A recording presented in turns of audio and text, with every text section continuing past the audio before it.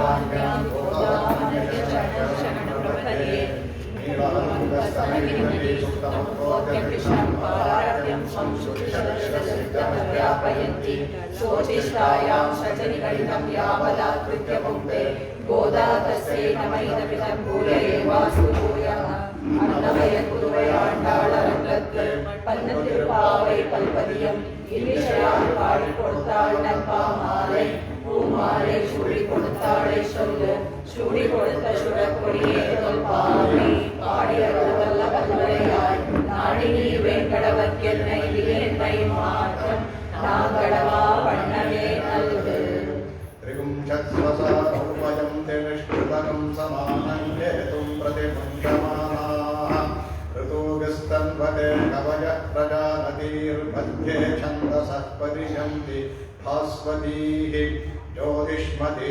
प्रतिमुञ्चते नभोरात्रि देवी सूर्यस्य ददाति विपश्यन्ति पशवोरजायमाना नानारूपा मातुरस्य उपस्थे ಇವತ್ತಿನ ಭಾಷಣ ஓம் நாங்கள் நம் பாவைக்கு சாத்தி நீராடினால் தீங்கென்று நாடெல்லாம் திங்கள் மும்மாறி பெய்து ஓங்கு பெரும் சென்னலூடு கயலுகள பூங்குகளை போதில் பொறிவண்டு கண் படுப்ப தேங்காதே புக்கிருந்து சீத்தமலை கத்தி வாங்க குடம் நிறைக்கும் வள்ளல் பெரும் பசுக்கள் நீங்காத செல்வம் நிறைந்தேலோர் ಎಂಬಾವಾಯ್. ನೆನ್ನೆಯ ಭಾಷಣದಲ್ಲಿ ಒಂದು ಎರಡು ಅಂಶ ಹೇಳಿ ಮುಂದಕ್ಕೆ ಹೋಗ್ತೇವೆ. ಸ್ವಾಪದೇಶದಲ್ಲಿ ಅರ್ಧ ಪಂಚಕವನ್ನು ಹೇಳಿದ್ವಿ. ಅರ್ಧ ಪಂಚಕವನ್ನು ಹೇಳಿದ್ರಿಂದ ಮತ್ತೆ ಅದನ್ನು ಇದು ಮಾಡೋದು ಬೇಡ.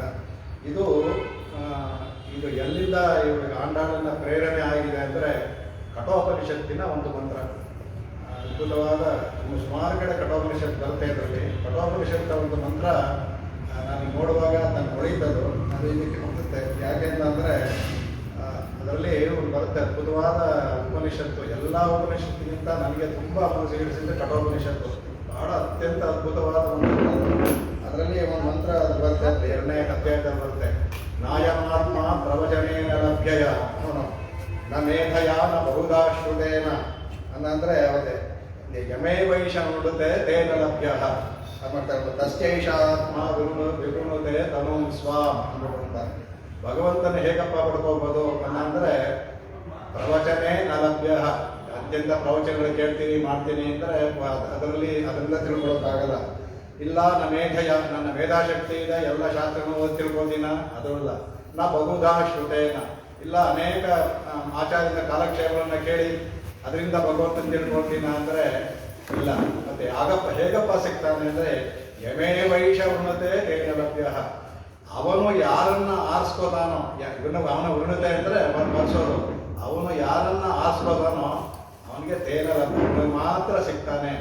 ಮತ್ತೆ ಹೇಗೆ ಅವನು ನಮ್ಮನ್ನು ಒರೆಸ್ಕೊಳ್ಳೋ ಥರ ಮಾಡೋದು ಅಂತ ಶ್ರುತಿ ಅದೇ ಹೇಳುತ್ತೆ. ತಸ್ಯೈಷ ಆತ್ಮ ವಿವೃಣುತೆ ಧನು ಸ್ವಾಮ್. ಯಾರು ಅವರಲ್ಲಿ ಅತ್ಯಂತ ಭಕ್ತಿಯಿಂದ ಇದ್ದಾರೋ ಯಾರು ಅವನಲ್ಲಿ ಭಕ್ತಿಯಿಂದ ಇದ್ದಾರೋ ಆಗ ಅವನ್ನ ಒರೆಸ್ಕೋತಾನಂತೆ. ಅದರಲ್ಲಿ ಒರೆಸ್ಕೊಳ್ಳೋ ಅವನು ಭಗವಂತನ ಕಂಡುಕೊಳ್ಳೋ ಕಷ್ಟ ಅಂತ ಹೇಳ್ಬಿಟ್ಟು ಸುಲಭವಾದ ದಾರಿಯನ್ನು ಶ್ರುತಿನೇ ಹೇಳುತ್ತೆ. ಅವನು ಯಾರನ್ನ ಆರಿಸ್ಕೋತಾನೋ ಅವನಿಂದ ಮಾತ್ರ ಕಾಣಕ್ಕಾಗುತ್ತೆ. ಅವನು ಹೇಗೆ ನಮ್ಮನ್ನು ಆರಿಸ್ಕೊಳ್ಳೋ ಮಾಡೋದು ಅಂದರೆ ನಾವು ಅವನ್ನ ಆರಿಸ್ಕೊಂಡ್ರೆ ಅವನು ನಮ್ಮನ್ನು ಆರಿಸ್ಬೇಕು. ಅದನ್ನೇ ಇಲ್ಲಿ ನಾರಾಯಣನೇ ನಮಕ್ಕೆ ಬರೈ ತರುವ ಅಂತ ಹೇಳ್ಬೇಕಾದ್ರೆ ನಾವು ನಾರಾಯಣನ ಆರಿಸ್ಕೊಂಡ್ರೆ ಅವನು ನಮಕ್ಕೆ ಬರೈ ತರುವ ಅನ್ನೋದು. ಆ ಏಕಾರ ಹೇಳಿದ ಏಕಾರ ಬಹಳ ವಿಶೇಷವಾದದ್ದು. ಅದರಲ್ಲಿ ಅದ್ಭುತವಾಗಿ ಆಂಡವನ್ ಸ್ವಾಮಿ ಮತ್ತು ಇವರು ಇದರಲ್ಲಿ ಮತ್ತು ಕಾಂಚೀಪುರದ ಪ್ರತಿಭಾ ಭಯಂಕರ ಸ್ವಾಮಿಗಳು ನಾರಾಯಣನೇ ನಮಕ್ಕೆ ಒಬ್ಬರು ಒಂಥರ ಧ್ಯಾನ ಮಾಡಿದ್ದಾನೆ. ನಾರಾಯಣನೇ ಅಂದರೆ ಆ ಭಗವಂತನೇ ಯಾರು ನೆನ್ನೆ ಹೇಳಿದ್ರು ಉಪನಿಷತ್ ವಾಕ್ಯವೆಲ್ಲ ಅವನೇ ನಮಗೆ ರಕ್ಷಕ, ಅವನು ಬಿಟ್ಟು ಬೇರೆ ಇಲ್ಲ ಅಂತ ನಾವು ಅಂದ್ಕೊಂಡ ಅಂದರೆ ನಮಕ್ಕೆ ಅಂತಂದರೆ ಹಾಗೆ ನಾವು ಎಲ್ಲರಿಗೂ ಸಿಗೋದಿಲ್ಲ. ಯಮೇ ವೈಷ ಬರುತ್ತೆ ಅಂತಂದ್ರೆ ನಾವು ಅವನ್ನ ಆರಿಸ್ಕೋಬೇಕು. ನಮಕ್ಕೆ ಯಾರು ಮುಂದಿನ ಹೇಳೋ ಭಾಷೆಗಳಲ್ಲಿ ಬರುವಂತಹ ಶಮಧಮಾದಿಗಳು ಎಲ್ಲವನ್ನೂ ಹೊರದೆ ಇದ್ದು ಅವನ್ನ ಆರಿಸ್ಕೊಂಡ ಅಂದರೆ ಅವನು ನಮಗೆ ಬರೆ ಅಂದರೆ ಫಲ ಕೊಟ್ಟೆ ಕೊಡ್ತಾರೆ ಅಂತ ಶನಾತಿ ಅಂತ ಹೇಳಿದ್ದೀನಿ. ಇದನ್ನ ಕಡೆ ದಿನ ಇನ್ನೊಂದು ಸಲ ಹೇಳ್ತೀನಿ. ಅದಕ್ಕೆ ಇದಕ್ಕೆ ಈ ರಹಸ್ಯ ತೆರೆಚುಳುಕದಲ್ಲಿ ಸ್ವಾಮಿ ಈ ಪೂರ್ವೇಲಿ ಕೊಡೋದು ಇಲ್ಲ ಅಂತ ವಿರೋಧ ಹೇಳ್ತು. ವಿರೋಧವನ್ನು ಹೇಗೆ ಪರಿಹಾರ ಮಾಡ್ಕೊಳ್ಳೋದು ಅಂತ ಆಂಡಾಳ್ ನೇರವಾಗಿ ಸೂಚಿಸಲಿಲ್ಲ. ಅಂದರೆ ಅದನ್ನ ಸ್ವಾಮಿ ಅದನ್ನ ರಹಸ್ಯ ತೆರೆಚುಳುಕದಲ್ಲಿ ತೋರಿಸ್ತಾರೆ.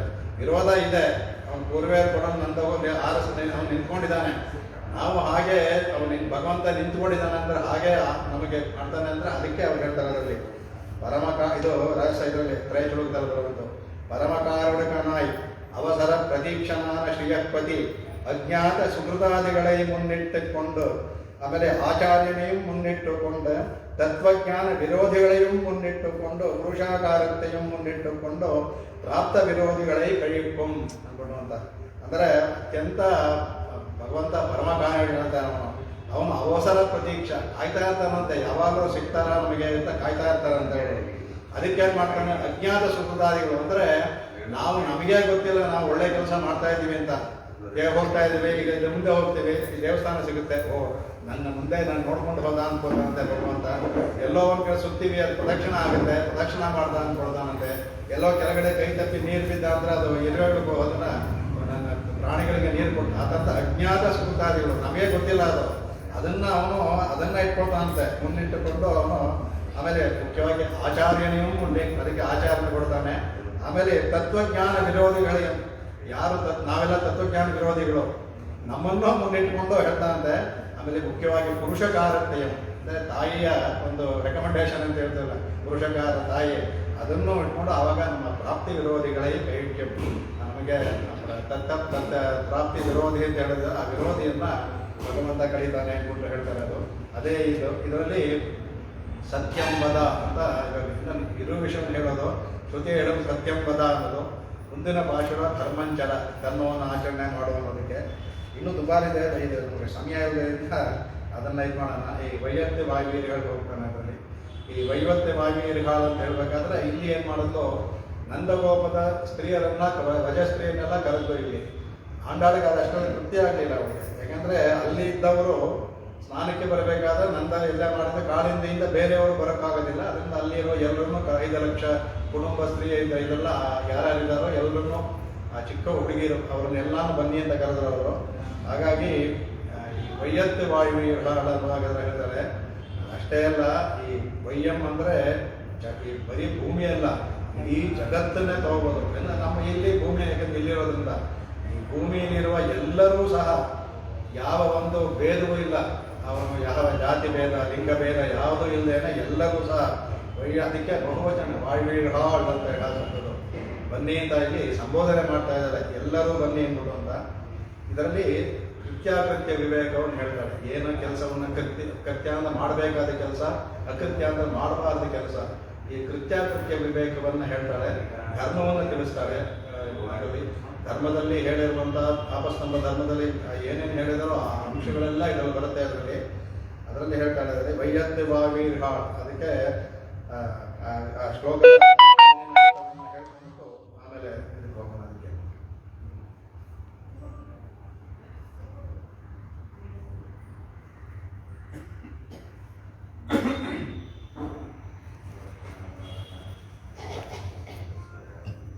ಇದರಲ್ಲಿ ಕರೀತಾರೆ, ಯಾತಕ್ಕೆ ಬನ್ನಿ ಅಂತ ಕರೀತಾರೆ. ವಾಯು ಹೇಳ ನಾಮಂ ನಮ್ಮ ಪಾವೈಕೆ. ಇಲ್ಲಿ ಪಾವೈ ಅಂದ್ರೆ ವ್ರತ ಅಂತ ಹೋಗ್ಬೇಕು. ಪಾವೈಗೆ ಅನೇಕ ಅರ್ಥಗಳನ್ನ ಮಾಡಿದ್ದಾರೆ. ಪಾವೈ ಅಂದ್ರೆ ಸ್ತ್ರೀ ಕುಟುಂಬ, ಸ್ತ್ರೀ ಇದಾರಲ್ಲ ಅವ್ರಿಗೂ ಪಾವೈ ಅಂತ ಸಂಬೋಧನೆಗೆ ಆಗುತ್ತೆ. ಇಲ್ಲಿ ಪಾವೈ ಅಂದ್ರೆ ಮುಖ್ಯವಾಗಿ ವ್ರತ. ನಮ್ಮ ಪಾವೈ ಅಂತ ಹೇಳೋದ್ರಿಂದ ನಮ್ಮ ವ್ರತಕ್ಕೆ ಅಂದ್ರೆ ಈ ವ್ರತ ಏನು, ಭಗವಂತನ ಪಡೆಯೋದೇ ವ್ರತ, ಶರಣಾಗತಿಯ ವ್ರತ, ಮುಖ್ಯವಾಗಿ ಶರಣಾಗತಿ. ಅದಕ್ಕೆ ಬನ್ನಿ ಅಂತ ಕರೀತಾರೆ. ಬರ್ತೀವಿ ಅನ್ನೋ ಹೇಳ್ತಾರೆ. ಅದಕ್ಕೆ ಶಯ್ಯಂ ಕಿರಿಶೈಗಳು ಕೇಳಿರೋ. ಅದಕ್ಕೆ ಕೆಲವು ವ್ರತ ನಿಯಮ ಇದೆ, ವ್ರತದ ನಿಯಮಗಳಿದೆ.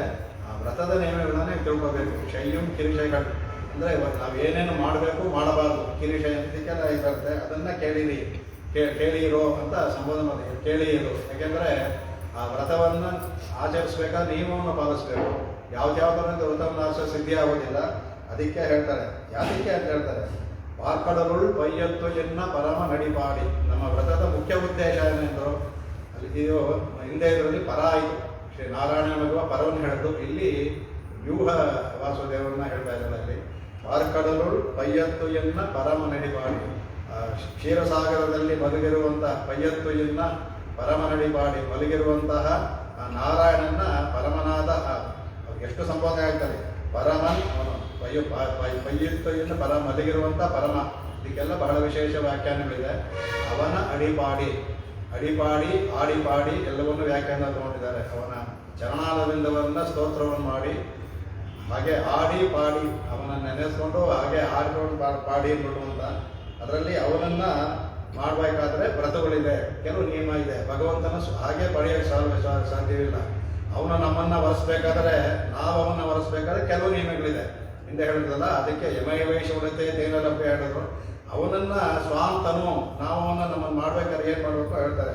ಅದಕ್ಕೆ 6 ಹೇಳ್ತಾರೆ. ಅದಕ್ಕೆ ಹೇಳ್ತಾರೆ ನೈಯುಣ್ಣೋಂ ಪಾಲುಣ್ಣೋಂ, ಅದರಲ್ಲಿ ಮಾರಿ ಬರುತ್ತೆ. ಅದರಲ್ಲಿ ಅಂದರೆ ನಾವು ಆಹಾರವನ್ನು ನೈಯನ್ನ ಅಂದರೆ ತುಪ್ಪ, ಪಾಲು ಅಂದರೆ ಅಲ್ಲಿರೋದು ಕ್ಷೀರ ಸಮುದ್ರ ತಾನೇ ಅವರಿಗೆ. ಅಲ್ಲಿ ಯಥೇಚ್ಛವಾಗಿದ್ದರಿಂದ ಹೆಚ್ಚು ಅವರು ಬೆಣ್ಣೆ ತುಪ್ಪ ಅದನ್ನೇ ತಿಂತಾ ಇರ್ತಾರೆ. ಅದು ಅವ್ರು ತುಂಬ ಅಭ್ಯಾಸವಾಗಿರುತ್ತೆ. ಹೇಗೆ ಈಗ ಉತ್ತರದಲ್ಲಿ ಹೋದರೆ ಚಪಾತಿ ತಿಂದೇ ಇರೋಕ್ಕಾಗೋದಿಲ್ಲ, ನಮಗೆ ಅನ್ನ. ಹಾಗೆ ಅವ್ರಿಗೆ ಅಭ್ಯಾಸ, ಇವ್ರಿಗೆ ಅಲ್ಲಿರುವಂಥ ಕ್ಷೀರ, ಬೆಣ್ಣೆ, ಹಾಲು, ತುಪ್ಪ, ಮೊಸರು ತಿಂದ ಅಭ್ಯಾಸ ಆಗಿರುತ್ತೆ.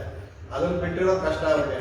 ಅದರಿಂದ ನೈಯುಣ್ಣೋ ಪಾಲುಣ್ಣೋ ಎರಡು ಅಕೃತ್ಯಗಳು ಬಿಡ್ತೀವಿ ನಾವು ಅದನ್ನು.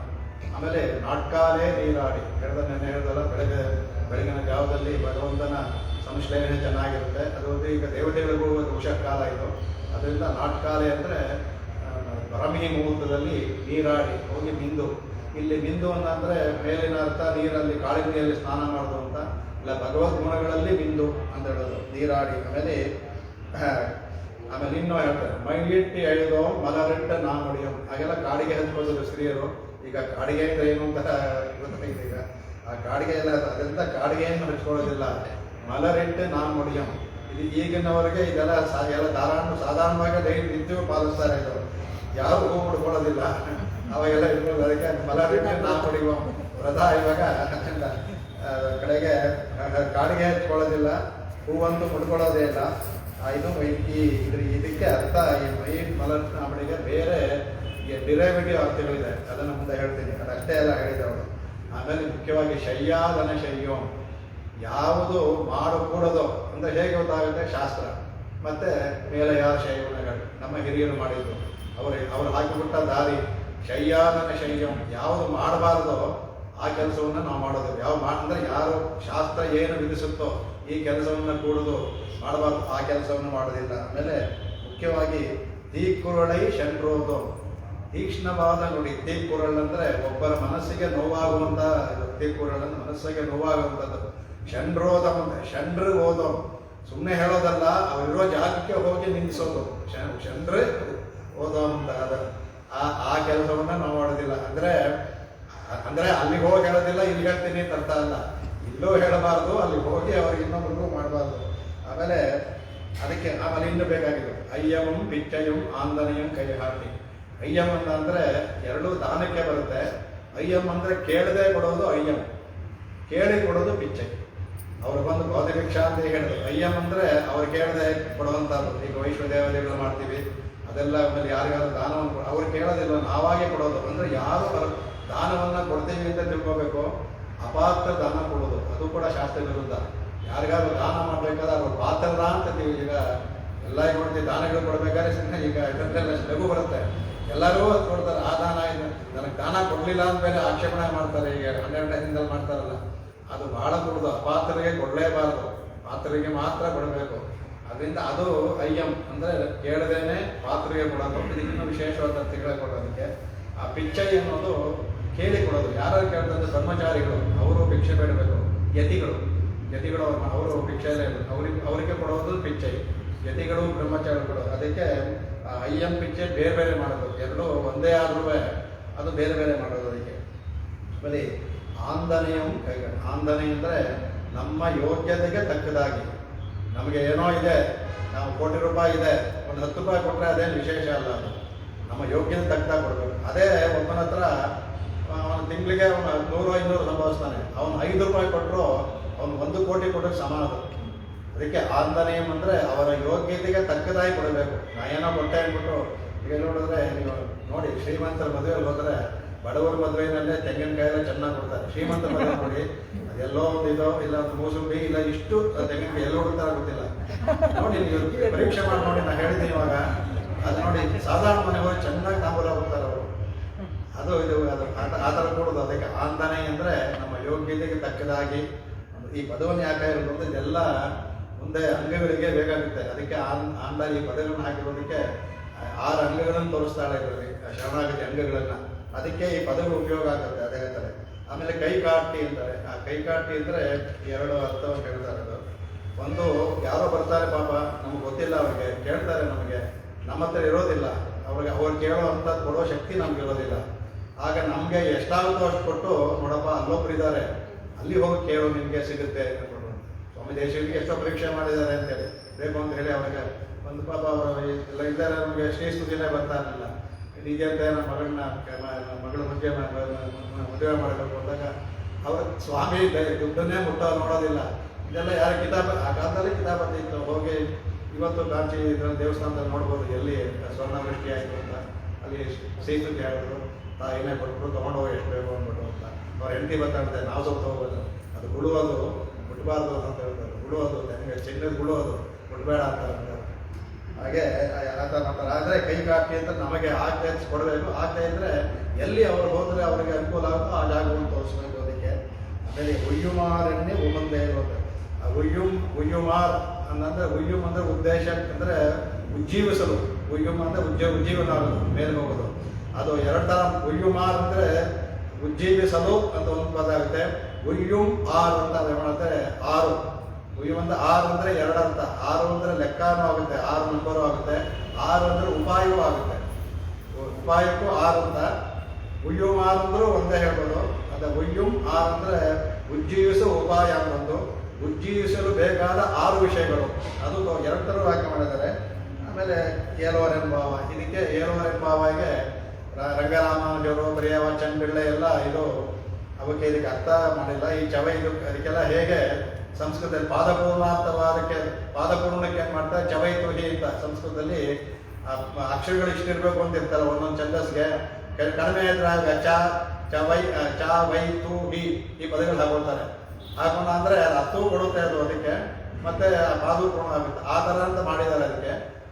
ನಿನ್ನೆ ಕೆಲವರು ಹೇಳಿದ್ದಾರೆ ಅದಕ್ಕೆ ಏರ್ ಅಂದರೆ ಸಂಬೋಧನೆ ಆಗುತ್ತೆ. ಏರ್ ಅಂದರೆ ಆಮೇಲೆ ಏರ್ ಅದು ಓಲ್ ಅಂದರೆ ಏರ್ ಅಂದರೆ ಏರು ಒಂದೇ ಅದ್ವಿತೀಯವಾದ ವ್ರತ ಅಂತ ಭಾವ ಏನ್ಬಿಡು ಅಂತ. ಇನ್ನು ಕೆಲವರು ಭಾವ ಅಂದರೆ ಸಂಬೋಧನೆಯಾಗಿ ಇಟ್ಕೊಂಡು ಸ್ತ್ರೀಯರಿಗೆ ಬನ್ನಿ ನೀವು ಈ ವ್ರತವನ್ನು ಮಾಡಿ ಅಂದ್ಬಿಟ್ಟು ಮಾಡ್ತಾರೆ. ಅದರಿಂದ ಅವರೆಲ್ಲ ಏರೋ ಎಂಬಾವಿಗೆಲ್ಲ ರಂಗರಾಮಯ್ಯರು ವ್ಯಾಖ್ಯಾನ ಮಾಡ್ಕೊಂಡಿಲ್ಲ. ಅದು ವಾದಪೂರ್ಣವಾಗಿ ವ್ರತಕ್ಕೋಸ್ಕರ ಮಾಡ್ಕೊಂಡಿರೋದು ಅಂತ ಹೇಳ್ತಾರೆ. ಅದಕ್ಕೆ ನಾವು ಇದರಲ್ಲಿ ಹೋಗ್ಬೋದು, ಈ ಅದ್ವಿತೀಯವಾದ ವ್ರತಕ್ಕೆ ನೀವು ಬನ್ನಿ ಅನ್ನೋ ಅರ್ಥದಲ್ಲಿ ನಾವು ತಗೋಬೋದದು. ಇದು ಮೇಲಿನ ಅರ್ಥ ವೈಯಗಳಿಗೆ ಕಡೆಗೆ ಇದಕ್ಕೆ ಇನ್ನೂ ಅನೇಕ ನಾವು ಅವ್ರು ಹೇಳ್ಬೇಕಾದಂದರೆ ಅಂದರೆ ವೈಯತ್ತು ಬಾಳ್ವೀರ್ ಹಾಳ್ ಅಂತ ಆಗಬೇಕಾದ್ರೆ ಅಲ್ಲಿ ಬಂದವರು ಎಲ್ಲರನ್ನೂ ಕರೀತಾಳೆ.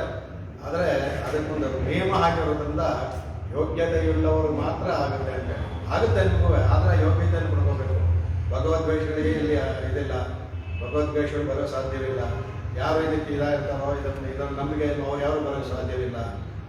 ಭಗವಂತನೇ ನಂಬಿಕೆ ಅಂತ ಇದ್ದವ್ರು ಅವ್ರಿಗಿಲ್ಲ. ಅಂದರೆ ಬಂದವರು ಈ ನಿಯಮವನ್ನು ಪಾಲಿಸಬೇಕು. ಭಗವಂತನಲ್ಲಿ ಮಹಾವಿಶ್ವಾಸ ಇರಬೇಕು ಅಂತ. ಅಂದರೆ ನೀವು ವಿಶ್ವಾಸ ಪಟ್ಟು ಪಡ್ಕೊಳ್ಳಿ. ಇದು ನಮಗೆ ನಾವು ಯಾರು ಗೇಟ್ ಹಾಕಿ ಕ್ಲೋಸ್ ಮಾಡಲಿಲ್ಲ. ನಿಮ್ಗೆ ವಿಶ್ವಾಸ ಇದ್ದರೆ ತಾನಾಗೆ ಭಾಗ ತೆಗಿಯುತ್ತೆ, ನೀವು ಬರ್ಬೋದು. ವಿಶ್ವಾಸ ಇದ್ದರೆ ಮುಚ್ಕೊಳ್ಳುತ್ತೆ. ಅದಕ್ಕೆ ಇದನ್ನ ಹೇಳ್ತಾರೆ ನಾವು ಅದಕ್ಕೆ ಅವರು ಪೆರಿಯಾಳ್ವಾರು ಅಂತಂದ್ರೆ ಹೇಳ್ತಾರಲ್ಲ, ಅದು ಇದೇ ಥರ ಅವ್ರು ಹೇಳ್ತಾರೆ, ನಮಗೆ ಯಾರಿಂದ ಅವ್ರನ್ನ ನಮಗೆ ನಮ್ಮ ಕೂಟದಲ್ಲಿ ಸೇರಿಸ್ಕೊಳ್ಳೋದಿಲ್ಲ ಅನ್ನೋದು. ಎಂಗಳ ಕುழுವಿನಲ್ಲಿ ಕೂದಲೊಂಟು ಯಾರು ಅಂದರೆ ಆದ್ರೆ ಆಂಡಾಗ ಹೇಳ್ತಾಳೆ ಎಲ್ಲರನ್ನೂ ನಾನು ಸೇರಿಸ್ಕೊತೀನಿ, ಆದರೆ ಈ ನಿಯಮ ಅಂತ. ಅವ್ರು ಯಾರ್ಯಾರು ಇದಕ್ಕೆ ನಿಯಮವನ್ನು ಬರೆದು ಭಗವಂತನ ಮಾಡೋದು ಎಂಗಳ ಕುழுವಿನಲ್ಲಿ ಕೂದಲೊಂಟು ಅವ್ರನ್ನ ನಾವು ಸೇರಿಸ್ಕೋದಿಲ್ಲ ಅಂತ ಹೇಳ್ಬಿಟ್ರು ಅವರು. ಇವತ್ತು ಆ ಥರ ಹೇಳಿಲ್ಲ, ಬನ್ನಿ ಸೇರಿಸ್ಕೊತೀವಿ, ಆದರೆ ನಿಯಮ ಪಾಲನೆ ಮಾಡಿ. ಅದಕ್ಕೆ ಕೇಳಿರೋ ಅನ್ನುವಾಗ ಕೇಳಿ ಅನ್ನೋದಕ್ಕೆ ಬಹಳ ವಿಶೇಷವಾಗಿ ಹೇಳಿದ್ದಾರೆ ಅದಕ್ಕೆ. ಆಮೇಲೆ ಪರಮನ್ ಅಂತ ಮುಖ್ಯವಾಗಿ ಹೇಳಿದ್ರು. ಅದೇ ಪಯ್ಯತ್ತು ಇನ್ನ ಪರಮನ್. ಪಯ್ಯತ್ತು ಅನ್ನುವಾಗ ಪಯ್ಯ ಅಂದರೆ ತುಂಬ ಸೂಕ್ಷ್ಮವಾಗಿ ಅಂತಂದ್ರೆ, ಪಯ್ಯತ್ತು ಇನ್ನ ಅಂದರೆ ಮಲಗಿರುವಾಗ ಸೂಕ್ಷ್ಮವಾಗಿ ಅಂತ ಅಂದ್ರೆ ಅವನು ಅಂದರೆ ಏನರ್ಥ ಅಂದ್ರೆ ಅದರಲ್ಲಿ ಆ ಪದವನ್ನು ಯಾಕೆ ಹೇಳೋದು ಅಂದರೆ ಭಗವಂತ ಮಲಗಿಲ್ಲ, ಯೋಗ ನಿದ್ರೆಯಲ್ಲಿದ್ದಾನೆ. ಅವನು ಏನೋ ಇನ್ನ ಸೂಕ್ಷ್ಮವಾಗಿ ಮಲಗಿರೋ ಥರ ಇದ್ದಾನೆ. ಪಯ್ಯತ್ತು ಇನ್ನ ಅಂದರೆ ತುಯಿನ್ನ ಅಂದರೆ ಮಲಗಿರೋದು, ಪಯ್ಯ ಅನ್ನೋ ಪದಕ್ಕೆ ಅರ್ಥ ಅದು ಸೂಕ್ಷ್ಮವಾಗಿದ್ದಾನೆ ಅಂತ. ಅಂದರೆ ಅಲ್ಲಿ ಮಲಗಿಲ್ಲ, ಯೋಗ ನಿದ್ರೆ ಇದ್ದಾನೆ. ಕಣ್ಣು ಆನೆ ಭಗವಂತ ನಿದ್ರೆ ಮಾಡಿಬಿಟ್ಟು ನಾವೆಲ್ಲ ಇಲ್ವೇಲ್ವಲ್ಲ. ಅದಕ್ಕೆ ಒಬ್ಬರು ಹೇಳಿದ್ದಾರೆ, ಆ ಭಗವಂತ ಯಾವಾಗಪ್ಪ ಅಂದರೆ ಯಾನಿಶಾ ಸರ್ವಭೂತಾನ ಸಮ್ಯಕ್ ಜಾಗರ್ತಿ ಜಾಗರ್ತಿ ಸಂಯಮಿ. ನಾವು ಯಾನಿಶಾ ನಾವೆಲ್ಲ ನಿಷೇಧಿದ್ದೀವಿ, ಸರ್ವಭೂತಾನ ನಿಷೇ. ನಾವು ನಿಷೇಧ ಇರೋವರೆಗೂ ಅವನು ಎಚ್ಚರವಾಗೇ ಇರ್ತಾನಂತೆ. ನಮಗೆ ಎಚ್ಚರವಾದ್ರೆ ಅವನು ನಿದ್ದೆ ಮಾಡ್ತಾನಂತೆ. ಆದರೆ ಅದಕ್ಕೆ ಅವಕಾಶ ಕೊಡಲ್ಲ, ಯಾಕಂದ್ರೆ ನಾವು ಎಚ್ಚರ ಕೊಡೋದೇ ಇಲ್ವಲ್ಲ. ಅದು ಎಚ್ಚರ ಅಂತಂದ್ರೆ ಅದು. ಅದರಿಂದ ಯಾ ನಿಷೇಧ ಅದರಿಂದ ಅವರು ಎಲ್ಲರೂ ವಿಷಯ ಇರೋರ್ಗೂ ಎಚ್ಚರವಾಗಿರ್ತಾನಂತೆ ಅವನು. ಅಂದರೆ ಭಗವಂತನ ಯಾವಾಗಲೂ ಎಚ್ಚರವಾಗೇ ಇಟ್ಟಿರ್ತೀವಿ. ಆ ಒಂದು ಕೆಲಸ ಚೆನ್ನಾಗಿ ಮಾಡ್ತೀವಿ ನಾವು. ಅದನ್ನ ಹೇಳ್ತಾರೆ. ಅದಕ್ಕೆ ಆವಾಗಲೇ ಪರಮ ಅನ್ನೋದಕ್ಕೆ ಹೇಳ್ತಾರೆ. ಪರಮ ಅಂದ್ರೆ ಅವನು ಶ್ರುತಿಯಲ್ಲಿ ಕೊಂಡಾಡ್ತೆ. ಪರತ್ಪರಾಣ ಅಂದ್ಕೊಂಡುತ್ತೆ. ಯಾವುದು ನೀವು ಪರ ಅಂತ ಅಂದ್ಕೊಳ್ತೀರೋ, ನಾವು ನಮ್ಮ ಒಂದು ಊಹೆಗೆ ಅಂದರೆ ಮನುಷ್ಯನ ಈ ಮನುಷ್ಯ ಇದು ತುಂಬ ಚಿಕ್ಕದಲ್ವ, ಅಲ್ಪ. ಯಾವುದನ್ನು ನಾವು ಪರ ಅಂದ್ಕೊಳ್ತೀವೋ ಅದಕ್ಕಿಂತ ಪರ. ಅಂದರೆ ನಮಗೆ ಈಗ ಆನಂದ ಹೇಳ್ಬೇಕಾದ್ರೆ 100 ಹೇಳ್ತಲ್ಲ, ನಮಗೆ ಗೊತ್ತಾಗಲ್ಲ ಅಂತ ಹೇಳ್ಕೊಂಬರ್ತೇವೆ ಶ್ರುತಿನಲ್ಲಿ. ಯಾವ್ದಕ್ಕೆ 100 ಹೇಳಬೇಕು ಅಂತಂದ್ರೆ ನಮಗೆ ತಿಳಿಸ್ಪಡಿಸೋದಕ್ಕೆ ಹೇಳುತ್ತೆ. ಯಾಕಂದ್ರೆ ನಮ್ಮ ಬುದ್ಧಿ ಅತ್ಯಂತ ಕಲ್ಮಿಯಾಗಿದೆ. ಅವ್ರಿಗೆ ನಮಗೆ ತಿಳಿಸ್ಕೊಡ್ಬೇಕಾದ್ರೆ ಚಿಕ್ಕ ಮಕ್ಕಳಿಗೆ ಹೇಳೋ ಥರ ಹೇಳ್ತಾ ಅದು. ಇದು ಅಷ್ಟೇ ಪರಸ್ಪರಾಣ. ಅದಕ್ಕೆ ಅವನು ಹೇಳ್ತಾರೆ. ಅದಕ್ಕೆ ಶುದ್ಧ ಪ್ರಕಾಶಿಕನಲ್ಲಿ ಇವರು ಹೇಳ್ತಾರೆ, ಅದಕ್ಕೆ ಪರಮ ಯಸ್ಯ ಪರಮಃ. ಯಾರಿಗೆ ಪರಮವಿಧಾನಲ್ಲೋ ಪರಮ ಯಾವಂತಾರೋ ಅದಕ್ಕೆ ಯಸ್ಯ ಆ ಅದಕ್ಕೆ ಪರತ್ಪರಾಣ ವ್ಯಾಖ್ಯಾನ ಹೇಳ್ತಾರೆ ಶುದ್ಧ ಪ್ರಕಾಶದಲ್ಲಿ ಸುದರ್ಶನಾಚಾರ್ಯಗಳು.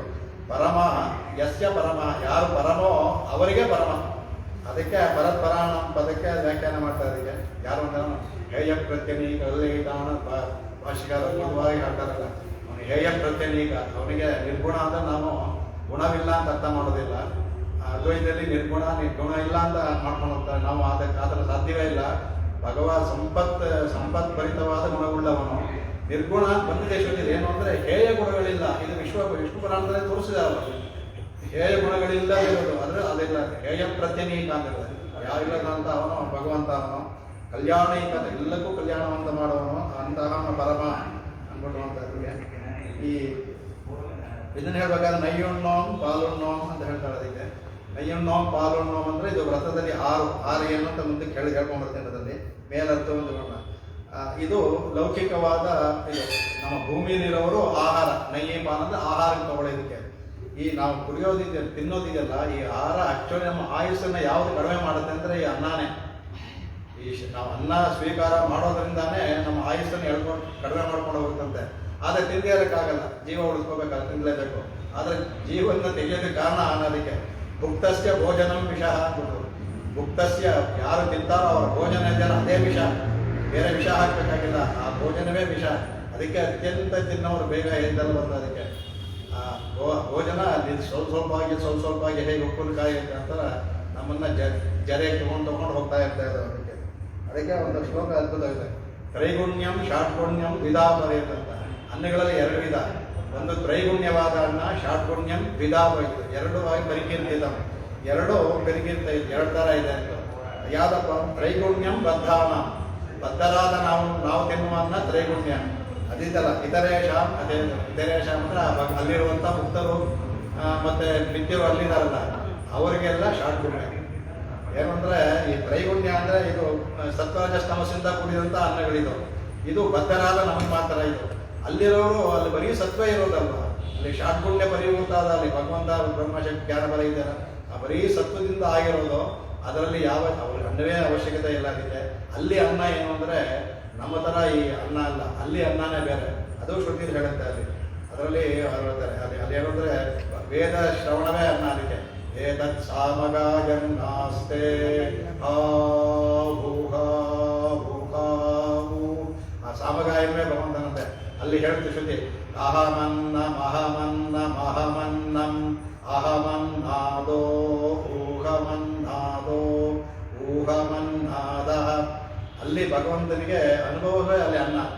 ಅಹಮನ್ನಂ ಭಗವಂತನಿಗೆ ನಾವು ಅನ್ನವಾಗ್ತೇವೆ ಅಂತೆ. ಅಂದರೆ ನಮ್ಮನ್ನ ಭಗವಂತ ರಸಿಕ ಅವನ ಸಂತೋಷ ಪಡ್ತಾನಲ್ಲ ಅದೇ ಅನ್ನ. ಅದು ಅವನು ಅನ್ನ, ನಾವು ಅನ್ನಾದರು. ನಾವು ಅನ್ನ, ಅವನು ಅನ್ನ. ಅನ್ನಾದ ಅಂದ್ರೆ ಅನ್ನವನ್ನು ತಿನ್ನುವವನು ಅನ್ನಾದ. ನಾವು ಅನ್ನವಾಗ್ತೀವಂತೆ, ಅವನು ಅನ್ನಾದರಾಗ್ತಾರಂತೆ. ಕಡೆಗೆ ಭಗವಂತ ಅನ್ನ ಆಗ್ತಂದ್ರೆ ನಾವು ಅನ್ನಾದರಾಗ್ತೀವಂತೆ. ಅಹಮನ್ನಾದೋ ಅಹಮನ್ನದೆ. ಅವನು ಅನ್ನಾದನಾದ ನಾವು ಅನ್ನವಾಗ್ತೀವಿ, ಅವನು ಅನ್ನವಾದಾಗ ನಾವು ಅನ್ನಾದವಾಗ್ತೀವಿ. ಇದೇ ಷಾಡ್ಗುಣ್ಯವಾದ ಅನ್ನಾದು. ಇಲ್ಲಿರುವಂಥ ಅನ್ನ ನಾವು ಹಾಲು ಮೊಸರು ಅನ್ನೋದು ಈ ಸಾಮಾನ್ಯ ಈ ಲೋಕದಲ್ಲಿ ತಿನ್ನುವರು. ಅದಕ್ಕೆ ಅದ್ರಲ್ಲಿ ಹೇಳುತ್ತೆ, ಅದಕ್ಕೆ ಶಾಸ್ತ್ರ ಹೇಳುತ್ತೆ, ತೇತು ಅಗಂಪುಂಜಿ. ನಾವು ತಿನ್ನುವ ಅನ್ನ ಇದೆಯಲ್ಲ ಅದು ಅಗಂಪುಂಜತೆ ಪಾಪಮೇವ ಪಚಂತಿ. ನಾವು ತಿನ್ನುವ ಅನ್ನ ಅದರಿಂದ ಅಲ್ಲಿರುವ ಸತ್ವರಜಸ್ ಗುಣದ ತಮಸ್ಸು ಹೆಚ್ಚಾಗಿ, ಯಾತಕ್ಕೆ ಈ ಬೆಳ್ಳುಳ್ಳಿ ಈರುಳ್ಳಿ ತಿನ್ನಬೇಡಿ ಅಂತಂದ್ರೆ ಅದು ತಾಮಸ ಹೆಚ್ಚಾಯಿತು ಅಂದರೆ ಪಾಪ ಕೆಲಸವನ್ನು ಮಾಡಿಸುತ್ತೆ. ಅದಕ್ಕೆ ಏನಾಗ್ತದೆ, ಪಾಪಮೇವ ಪಚಂತಿ. ಅದು ಆ ಅನ್ನ ಏನು ಮಾಡುತ್ತೆ, ಒಳಗಡೆ ನೀವು ಹೊರಗಡೆ ಬೇಯಿಸಿದ್ರು ಒಳಗಡೆ ಅದು ಬೇಯಿಸುತ್ತಂತೆ. ಏನು ಬೇಯಿಸುತ್ತೆ ಅಂದ್ರೆ ಪಾಪವನ್ನೇ ಬೇಯಿಸುತ್ತಂತೆ. ಅನ್ನ ಪಾಪಮೇವ ಪಚಂತಿ, ನಾವು ತಿನ್ನೋ ಅನ್ನ. ಹಾಗಾಗಿ ಅದನ್ನು ನಾವು ತಿನ್ನೋ ಅನ್ನಕ್ಕೆ, ಆದರೆ ಆತ್ಮಕಾರಣ ಜೀವ ಉಳಿಸ್ಕೊಳ್ಳೋದು ತಿಂತೀವಿ. ಅದರಿಂದ ಹೇಳ್ತಾರೆ, ಜೀವ ಉಳಿಸೋದಕ್ಕೆ ಎಷ್ಟು ಬೇಕೋ ಅಷ್ಟು ಮಾತ್ರ ತಿನ್ನಿ ಸಾಕು ಅಂತ ಹೇಳ್ತಾ ಇದ್ದೀವಿ. ಆದರೆ ಇಲ್ಲೂ ಕೆಲವು ವಿಶೇಷವಾದ ಅನ್ನಗಳಿದೆ. ಯಾವುದು ನಮಗೆ ಅಂತ ಯಜ್ಞಶ್ಲಿಷ್ಟ. ಯಜ್ಞದಲ್ಲಿ ಯೂಸ್ ಮಾಡ್ತೀರ, ಔಷಧಿಯನ್ನು ಮಾಡ್ತೀರಾ, ನಿತ್ಯ ಅನ್ನ ತಗೋತೀರ, ನೀವು ಉಪವಾಸ ಮಾಡ್ತೀರ, ಅದರಲ್ಲಿ ಬರುವಂತಹ ಇದು. ಮತ್ತೆ ಯಜ್ಞಯಾದಿಗಳಲ್ಲಿ ಅನ್ನ ಶಿಷ್ಟ ಬರುತ್ತಲ್ಲ, ಆ ಶಿಷ್ಟ ಅದು ಷಾಡ್ಗುಣ್ಯಕ್ಕೆ ಸಮವಾದದ್ದು. ಅದು ಉಚ್ಚತೆ ಸರ್ವಕಿಲ್ವಿಷಯಿ. ಅದಕ್ಕೆ ಈ ತ್ರೈಗುಣ್ಯದ ಲೇಪ ಬರೋದಿಲ್ಲ. ಅದಕ್ಕೆ ನಿತ್ಯ ವೈಷ್ಣದೇವ ಮಾಡಬೇಕು ಅಂತ ಹೇಳಿದೆ ಅಂದರೆ ಈ ತ್ರೈಗುಣ್ಯದ ಲೇಪ ಅದಕ್ಕೆ ಬರೋದಿಲ್ಲ ಆವಾಗ. ಹಾಗಾಗಿ ನಿತ್ಯ ವೈಷ್ಣದೇವವನ್ನು ಮಾಡಿ, ಹೋಮವನ್ನು ಮಾಡಿ, ಅದರ ಮನೆಯಲ್ಲಿ ಮಾಡದೇ ಇದ್ದು ಯಾರು ಮಾಡ್ತಾರೋ ಅವ್ರ ಮನೆಯಿಂದ ಸ್ವಲ್ಪ ಪ್ರಸಾದವನ್ನು ತಂದು ನಿಮ್ಮ ಅನ್ನದಲ್ಲಿ ಸೇರಿಸ್ಕೊಂಡು ತಿನ್ನಿ ಅಂತ ಹೇಳ್ತಾ ಇದಕ್ಕೆ. ನಮ್ಮಲ್ಲಿ ಅನ್ನ ಮಾಡದೇ ಇದ್ರೆ ನಾವು ಬೇರೆ ಯಾರು ಮಾಡ್ತಾರೋ ಅವ್ರ ಮನೇಲಿ ಹೋಗಿ ಆ ಶೇಷವನ್ನು ಸ್ವಲ್ಪ ತಂದು ನಿಮ್ಮ ಅನ್ನದ ಬೆರೆಸ್ಕೊಳ್ಳಿ, ಆಗ ಅದು ಸ್ವಲ್ಪ ಸತ್ವ ಆಗುತ್ತೆ. ಹಾಗಾಗಿ ಯಜ್ಞಶಿಷ್ಟ ಇವು ಮಾತ್ರ ಶಿವ ಅಂದರೆ ಮಂಗಳಕರವಾದದ್ದು. ಅವು ಕೂಡ ಅದು, ಆದರೆ ಇಷ್ಟು ಬರೋದಿಲ್ಲ. ಷಾಡ್ಗುಣ್ಯಕ್ಕೆ ಸಮವಾಗಿದೆ ಅಂದರೂ ಎರಡಕ್ಕೂ ಮಧ್ಯ ಬರುತ್ತೆ. ಈ ಅದು ಪಾಪದಲ್ಲಿ ಬರೋದಿಲ್ಲ, ಷಾಡ್ಗುಣ್ಯವೂ ಆಗೋದಿಲ್ಲ. ಅಂದರೆ ಪಾಪದ ಲೇಪವಿಲ್ಲದೆ ಇರುವಂತಹ ಅನ್ನ ಅದನ್ನು ತಗೊಳ್ಳಿ ಅಂದ್ಬಿಟ್ರೆ ಅದಕ್ಕೆ ಹೇಳ್ತಾರೆ, ಯಾವುದು ಅಂತ ಗುಂಡುಂ ಶೋರುಂ ಬರುಹುಂ ನೀರು ತೆನ್ನುಂ ಬೆತ್ತಲೆಂ ಎಲ್ಲ ಕಣ್ಣ ನಿಂಬೆರುಮಾನ್ ಅಂತ ಹೇಳ್ತಾರೆ. ಅದು ಅಂದರೆ ಎಲ್ಲವೂ ಅದು ಆಯ್ವಾರಗಳೆಲ್ಲ ಅದನ್ನೇ ಇಟ್ಕೊಂಡು ಅವರ ಆಹಾರ ಏನೊಂದು ಇದೆ. ಅಹಮನ್ನ ಮಹಾಮನ್ನ ಅಂತ ನಮ್ಗೆ ತ್ರೈಗುಣ್ಯ ಯಾವತ್ತು ಅನ್ನ ಅಲ್ಲ, ಭಗವಂತನೇ ಅವ್ರಿಗೆ ಅನ್ನ ಎಲ್ಲವೂ ಅಂತ ಆ ಭಾವನೆ ನಾವು ಬರಬೇಕು. ಅದಕ್ಕೆ ಅವರು ಪೆರಿಯಾಳ್ವಾರ್ ಅದನ್ನೇ ಹೇಳ್ತಾರೆ, ಅಡಿಯೇನ್ ಮುನ್ನಾಳ್ ಪಶಿಯಾವುದೊಂದ್ರಿಲ್ಲ ಅಂತ. ನಾನು ತಿಂದೇ ಇರೋದನ್ನ ಆವತ್ತಿನ ನನಗೆ ಹಸಿವೆ ಇದ್ದೀನಿ ಅಂತ ನನಗೆ ಅರ್ಥವೇ ಇಲ್ಲ. ಅದು ಓಬಾದೆ ನಮೋ ನಾರಾಯಣ ಎಂದ್ರೆ ಎಣ್ಣಾನಾಳು. ಯಾವತ್ತು ನಾನು ಭಗವಂತನ ಮೂಲ ಮಂತ್ರವನ್ನ ಜಪಿಸದೇ ಇರ್ತೇನೋ, ಆ ಥರ ಇರಲಿಲ್ಲ ಹೇಳೋದು. ಯಾವತ್ತು ನಾನು ಮೂಲ ಮಂತ್ರ ಜಪಿಸದೇ ಇರೋದಿಲ್ವೋ ಆ ದಿನ ನನಗೆ ಪಟ್ಟಿಣಿ, ಅವತ್ತು ನಾನು ಹಸಿವು ಹೊಂದ್ಕೊಂಡಿದ್ದೀನಿ. ಅದು ಅಂತ ಹೇಳ್ತಾರೆ. ಇದರಲ್ಲೇ ಅವ್ರು ಹೇಳಿದ್ರು, ಋಗ್ಯಜ ಸಾಮವೇದ ನಾಲ್ಮಲರೇ ಕೊಟ್ಟು ಅದರಲ್ಲೇ ಗೊತ್ತಾಗುತ್ತೆ ಅವ್ರದ್ದು 4 ವೇದ ಪರಿಚಯಬೇಕು ಅಂತ. 4 ವೇದದಿಂದ ಕೊಂಡು ನಾನು ಯಾವತ್ತು ನಿನಗೆ ಅರ್ಚನೆಯನ್ನು ಮಾಡೋದಿಲ್ವೋ ಕೊಂಡು ಗುಣಪಾಲಂ ನನ್ನ ನಾಳು ನಿಂದ ಪಾದಕ್ಕೆ ಅರ್ಚನೆ ಮಾಡ್ತೇನೆ ಇದಲ್ಲ, ಅದು ತತ್ತುರುವಾಗಿಲ್ ಅವು ಎನಕ್ಕವೇ ಪಟ್ಟಿನಿ ನಾಳೆ. ಅದು ನಮಗೆ ಯಾವತ್ತು ನಾನು ನಿಮಗೆ ಅರ್ಚನೆ ಮಾಡೋದಿಲ್ವೋ ವೇದಗಳಿಂದ ಹೇಳ್ಕೊಂಡು ಆ ದಿನ ನನಗೆ ಪಟ್ಟಿನಿ ನಾಳೆ ಅನ್ನೋದು ಅಂತ. ಅಂದರೆ ಇದನ್ನು ಹೇಳ್ತಿರಲ್ಲ, ಅದಕ್ಕೆ ಅದನ್ನು ಹೇಳ್ತಾರೆ. ಅದಕ್ಕೆ ಆಮೇಲೆ ಅದೇ ಥರ ಅವಳು ಒಂದೊಂದಾಗಿ ಬರ್ತಾಳೆ. ಅದಕ್ಕೆ ನೈಯುಣ್ಣೋಲ ನಾಟ್ಕಾಲೇ ನೀರಾಡಿ ಎನ್ನುವಾಗ ಅದಕ್ಕೆ ವಿಶೇಷವಾಗಿ ಹೇಳ್ತಾರೆ, ಬೆಳಗ್ಗೆದ್ದು ನಾವು ಸ್ನಾನವನ್ನು ಮಾಡಲೇಬೇಕು. ಇದು ನಮ್ಮ ಕೈಂಕರ್ಯ. ಅದು ಬೆಳಗ್ಗೆದ್ದು ಸ್ನಾನವನ್ನು ಮಾಡೋದು ನಮ್ಮ ಕೈಂಕರ್ಯ. ಅದು ಬೆಳಗ್ಗೆ ಶಾಸ್ತ್ರದಲ್ಲೂ ಅದು ಹೇಳುತ್ತೆ, ಎದ್ದ ತಕ್ಷಣ ಬೆಳಗ್ಗೆ ಸ್ನಾನವನ್ನು ಮಾಡಿ ಸ್ನಾತ್ವಾ ಭುಂಜೀತ.